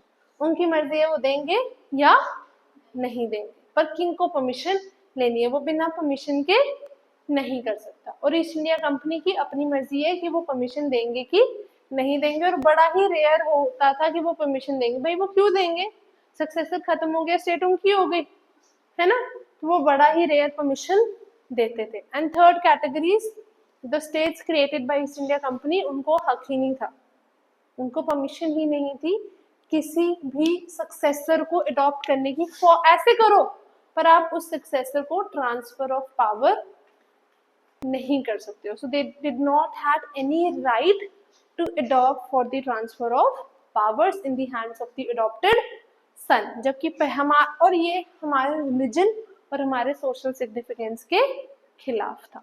समझ आया डॉक्ट्रिन ऑफ लैप्स क्या होता है? पक्की बात है, मतलब सिंपल सी बात है। इस पॉलिसी के थ्रू वो ऐसी चीजें करते थे कि किंग का सक्सेसर कोई हो ही ना, और अगर सक्सेसर नहीं है, किंग मर गया, तो स्टेट किसकी होगी? कंपनी की। क्लियर? कोई डाउट यहाँ तक? पक्की बात है। अब इन्होंने कौन कौन सी स्टेट्स कॉन्कर की इससे?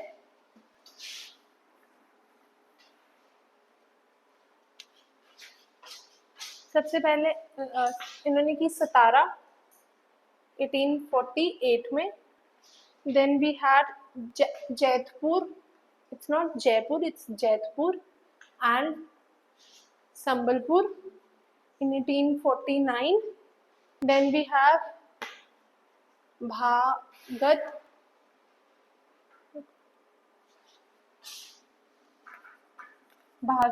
in 1850. सिंपल है, एक ही क्रोनोलॉजी में चलेंगे. 1848, 49, 50. And then we have Udaipur of Chhattisgarh, north Rajasthan. ठीक है, वहां पे भी होगा एक in 1852. Now we skip 1 year and come to 1852. And then we have Jhansi. याद है, वो भी तो ऐसे ही किया था. वो झांसी की रानी ने जब सन अडॉप्ट किया, वो मानते ही नहीं थे उसको, तभी तो उन्होंने झांसी को अटैक कर दिया और ओवरटेक कर लिया. ठीक है, झांसी की रानी की कहानी सुनिए.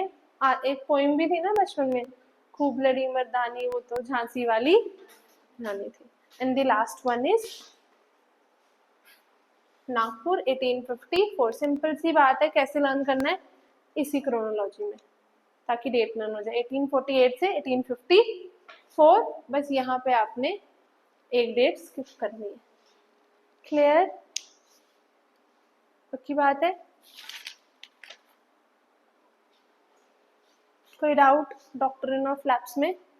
एक और जगह थी करौली राजस्थान में, जो डलहौजी एनेक्स करना चाहता था इसके थ्रू, बट कंपनी ने उसको एनेक्स करने की परमिशन नहीं थी. कोई डाउट? डॉक्ट्रिन ऑफ लैप्स समझ आया? सबसे आसान है ये, लिख ले.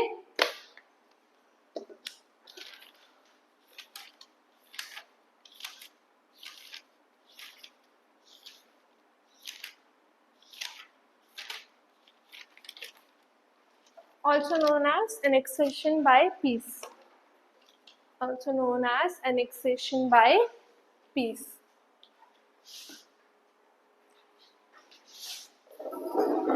Next point, doctrine of lapse.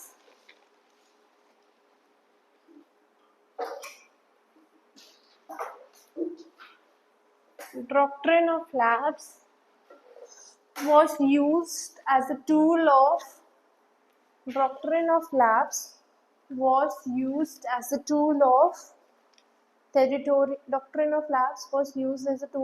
territorial expansion by Lord Dalhousie in India.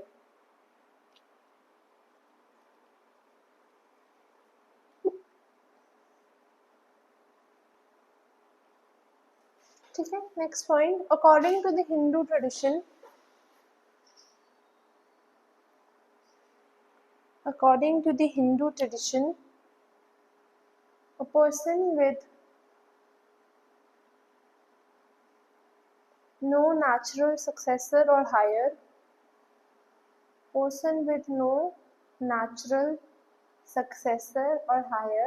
HEIR,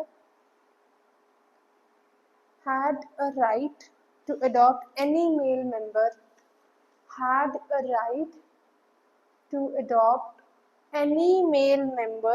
from his own religion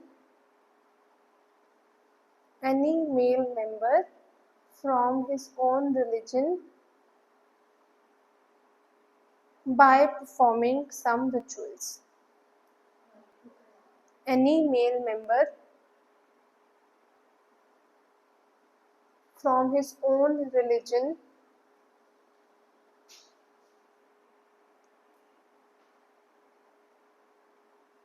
by performing some rituals.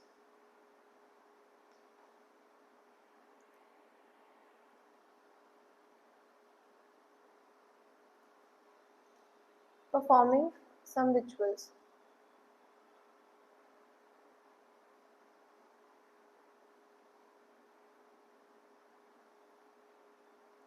Next point, thus adoption had both religious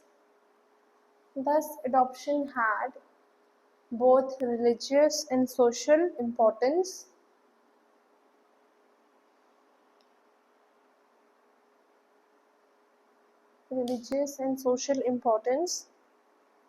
And was not only practiced by the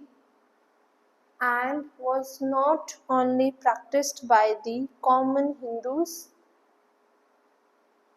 not only practiced by the common Hindus, but also by the childless Rajas and Maharajas, but also by the childless Rajas or Maharajas,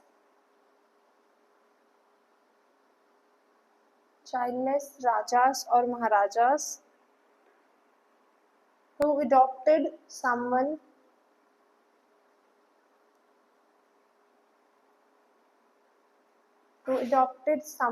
for the transfer of power.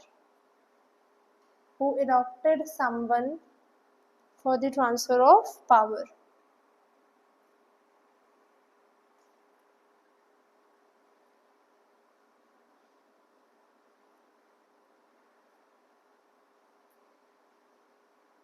Is it clear? Next point. Lord Dalhousie wanted to end this system. Lord Dalhousie wanted to end this system.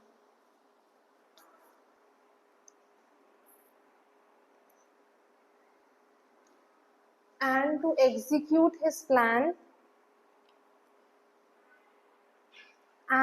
execute his plan,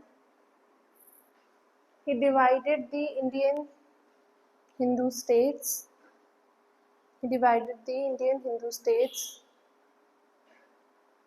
Into three categories.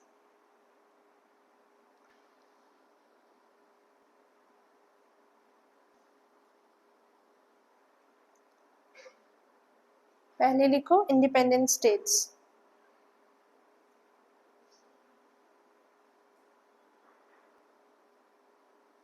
States which were not tributary or subordinate to EIC. Which were not tributary or subordinate to EIC. States which were not tributary and subordinate to EIC.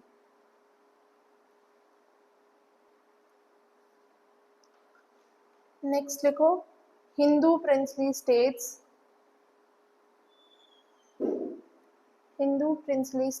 Which were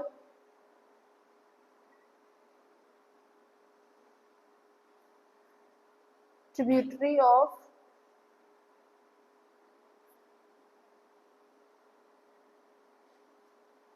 and subordinate to EIC.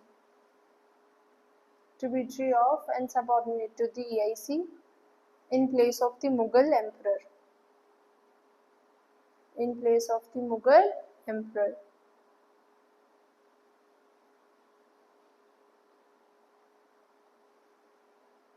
Third लिखो the states created by East India Company. The states created by East India Company.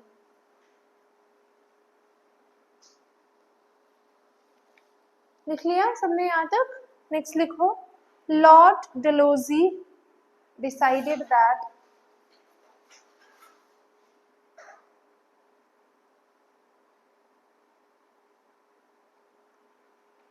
company will not interfere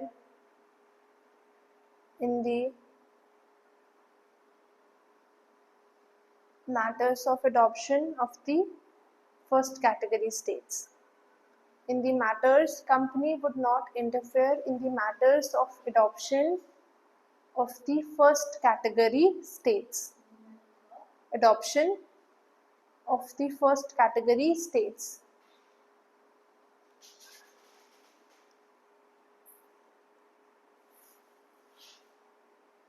Next लिखो for the states of second category,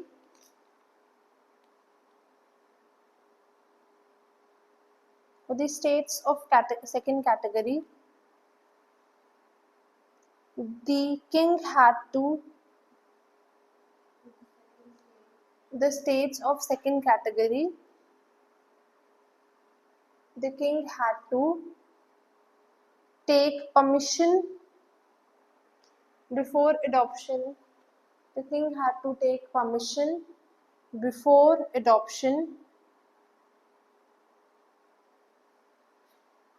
and the permission was dependent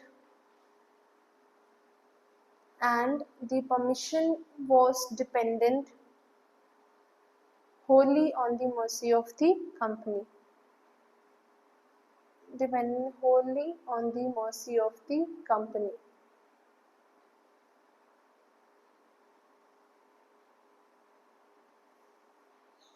लिख लिया सबने यहाँ तक? Next लिखो, states of the third category. States of the third category were not permitted to adopt. Of the third category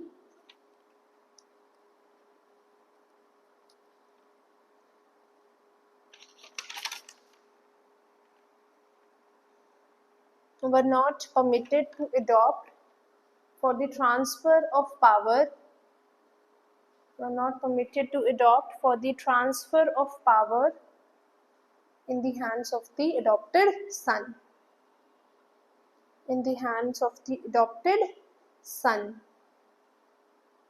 मतलब कि आप ऐसे कर सकते हो, पर आप अपनी पावर को ट्रांसफर करने के लिए अडॉप्शन नहीं कर सकते हो. अब ये लिख लो सारी स्टेट्स. पहले लिख लो ना, Dalhousie annexed following states.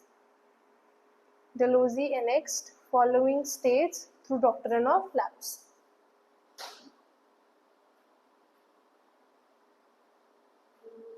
Annexed following states through doctrine of lapse.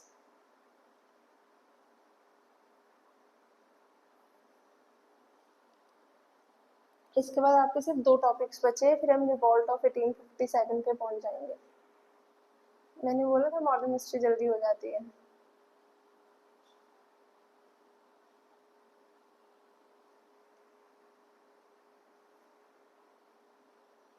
दिख रहे हैं ना?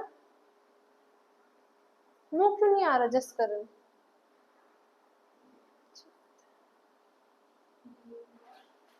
छत्तीसगढ़.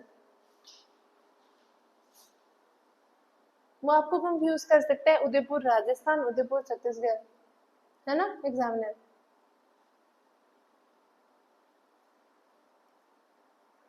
एक एक लिखना, 6 हैं, ठीक है.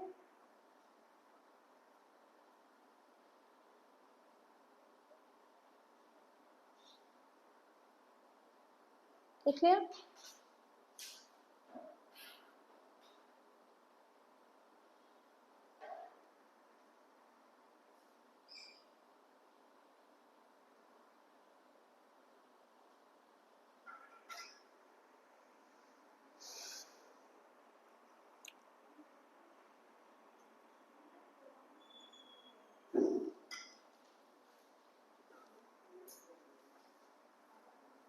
नेक्स्ट लिखो point. He wanted to annex Karauli. He wanted to annex Karoli. K-A-R-A-U-L-I in Rajasthan. K-A-R-A-U-L-I in Rajasthan, but wasn't given permission.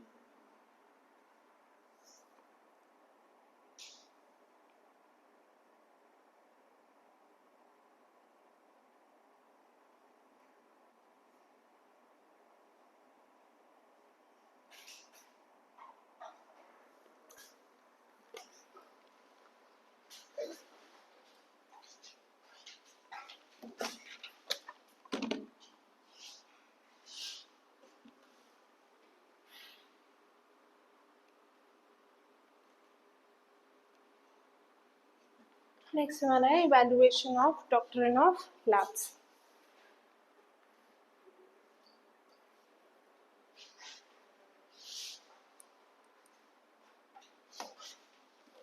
क्या करेंगे हम इवैल्यूएशन में?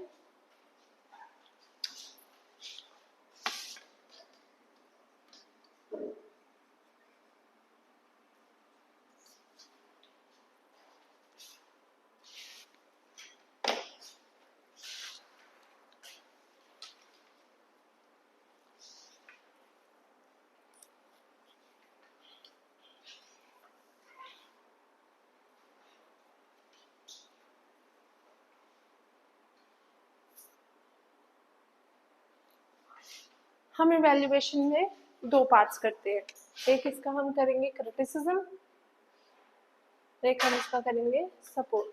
क्रिटिसाइज कौन करेगा इसको? Indian historians. और सपोर्ट कौन करेगा? British historians. Correct. Indian historians कैसे क्रिटिसाइज करेंगे? तो इंडियन हिस्टोरियंस ने डॉक्ट्रिन ऑफ लैब्स को क्रिटिसाइज किया। पहले उन्होंने बोला कि डलहौजी के पास कोई हक ही नहीं था इंडियन स्टेट्स को कैटेगराइज करने का। अब यहाँ पे कोई और कंट्री आके हमारी स्टेट्स को कैटेगराइज कर सकती है? क्योंकि उनके पास हक नहीं है। और उस टाइम पे जो इंडिया का पॉलिटिकल हेड था या मास्टर था वो कौन था? मुगल एम्परर। तो पॉलिटिकली या लीगली डलहौजी का कोई भी हक नहीं था इंडियन स्टेट्स को कैटेगराइज करने का। दूसरा कि एडॉप्शन, आज के टाइम पे adoption is a need, correct, जिनको जरूरत होती है या जिनका अपना मन होता है, बट उस टाइम पे adoption was religious and had social importance as well. और एडॉप्शन की प्रैक्टिस सालों से चलती आ रही थी, तो डलहौजी का कोई भी हक नहीं बनता था इंडिया के रिलीजियस या सोशल मैटर्स में इंटरफेयर करने का। तो डॉक्ट्रिन ऑफ लैब्स को इन दो कैटेगरीज के बेसिस पे क्रिटिसाइज किया जाता है। पहला कि वो कैटेगराइज कर ही नहीं सकता इंडियन स्टेट्स को क्योंकि वो लीगल हेड या पॉलिटिकल हेड नहीं है। और एडॉप्शन एक रिलीजियस और सोशल मैटर है और वो चीज सालों से चल रही है, तो उनका कोई हक नहीं बनता हमारे ही देश में आके हमारे ही रिलीजियस या सोशल मैटर में इंटरफेयर करने का। अब यूरोपियंस कैसे सपोर्ट करेंगे?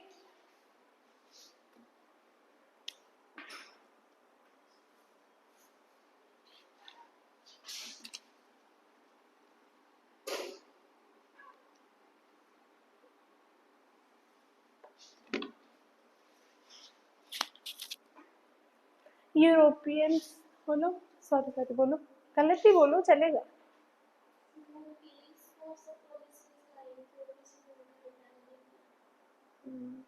एक वो रीजन भी है। पहला रीजन ये है, देखो जो हिस्टोरियंस थे ना यूरोप के या इन सब ब्रिटिश जो थे नेशनलिस्ट, वो हमेशा ये बोलते थे कि इंडिया डिग्रेडेड है, इंडिया के लोग राजा और महाराजा वालों की वजह से सफर कर रहे हैं और हमने इंडियंस को बचाया और संवारा है। तो पहला रीजन यही था, इन्होंने बोला कि इंडिया के जो अपने लोग हैं वो राजा महाराजा की वजह से सफर कर रहे थे और ये हमारी मॉरल ड्यूटी थी कि हम उनको बचाएं और उनको फ्री करें राजा और महाराजा की एट्रोसिटी से, यानी कि क्रुएलिटी से या बुरी चीजों से, क्योंकि वो अपने आप को जस्टिफाई तो करेंगे ही। उन्होंने तो हमारे पास्ट को भी डिग्लोरीफाई किया या डिग्रेड किया, तो उन्होंने पहली बात ये बोली। सेकंड रीजन उन्होंने बोला कि भाई अगर इतनी ही हम गलत कर रहे थे, जो हम स्टेट्स को एनेक्स कर रहे थे, तो लोगों ने रिवॉल्ट क्यों नहीं किया? तो इसका मतलब लोग भी हमारे अंदर आने के लिए रेडी थे। कोई तुम पे आके रूल कर दे, तुम्हें थप्पड़ मार दे और तुम सह लो, इसका मतलब तुम गलत, तुम्हें कोई प्रॉब्लम नहीं है, करेक्ट। पर अगर तुम उसको आगे से सुना दो तो इसका मतलब तुमने अपने लिए हक रखा, पर वो चीजें यहाँ पे नहीं हुई। क्लियर? वैल्यूएशन लिखो खुद, होमवर्क है ना, इस बहाने रिविजन तो करोगे। मैंने समझा दिया, अब तुम्हारी पे है तुम कैसे इसको वर्ड्स में लिखते हो, याद रहेगा। सपोर्ट पहला कि डलहौजी के पास कैटेगराइज करने का, वो पहले लिख लिए पेंसिल से क्या क्या लिखा डलहौजी के पास कैटेगराइज करने का हक नहीं था क्योंकि उस टाइम पे जो इंडिया का मास्टर था वो कौन था? मुगल एम्परर। तो मॉरली एंड लीगली ये चीज गलत थी। एथिकली लिखना, ठीक है, लीगली मत लिखना। सेकंड, मेल चाइल्ड को अडॉप्ट करना हमारे रिलीजियस मैटर है, हमारा सोशल मैटर है, तो डलहौजी का कोई भी हक नहीं बनता उनमें इंटरफेयर करने का। और सपोर्ट कैसे किया? That Indians were getting degraded और were suffering from the atrocities of the rajas and maharaja. तो ये हमारी, हम लोग अच्छे हैं, हम लोग डेवलप्ड हैं, तो ये हमारी मॉरल ड्यूटी थी उनको बचाना। And the last reason is कि जब हम कर रहे थे तब क्यों नहीं बोले लोग। क्लियर? कोई डाउट यहाँ तक? Doctrine of labs, subsidiary line समझ आया? इजी लग रही है मॉडर्न हिस्ट्री? है। कल हम करेंगे एंग्लो मराठा वॉर्स और economic policies of the company. पहले इकोनॉमिक पॉलिसीज करेंगे, इसके साथ ही चल जाएगा वो, जिसमें हम करेंगे जमींदारी, ड्रेन ऑफ वेल्थ और डी इंडस्ट्रियलाइजेशन। ठीक है, सब बेसिक तो सबको पता ही है, जमींदारी क्या होती है, ड्रेन ऑफ वेल्थ। तो डी इंडस्ट्रियलाइजेशन क्या हुआ, कैसे उन्होंने एक एक करके इंडियन इंडस्ट्रीज को खत्म कर दिया। ठीक है, ये इकोनॉमिक वाला हम कल खत्म करेंगे और फिर हम सीधा आ जाएंगे रिवॉल्ट ऑफ 1857 पे। फिर तो बहुत जल्दी हो जानी है मॉडर्न हिस्ट्री। ठीक है, ओके, तुम नोट्स ले ले।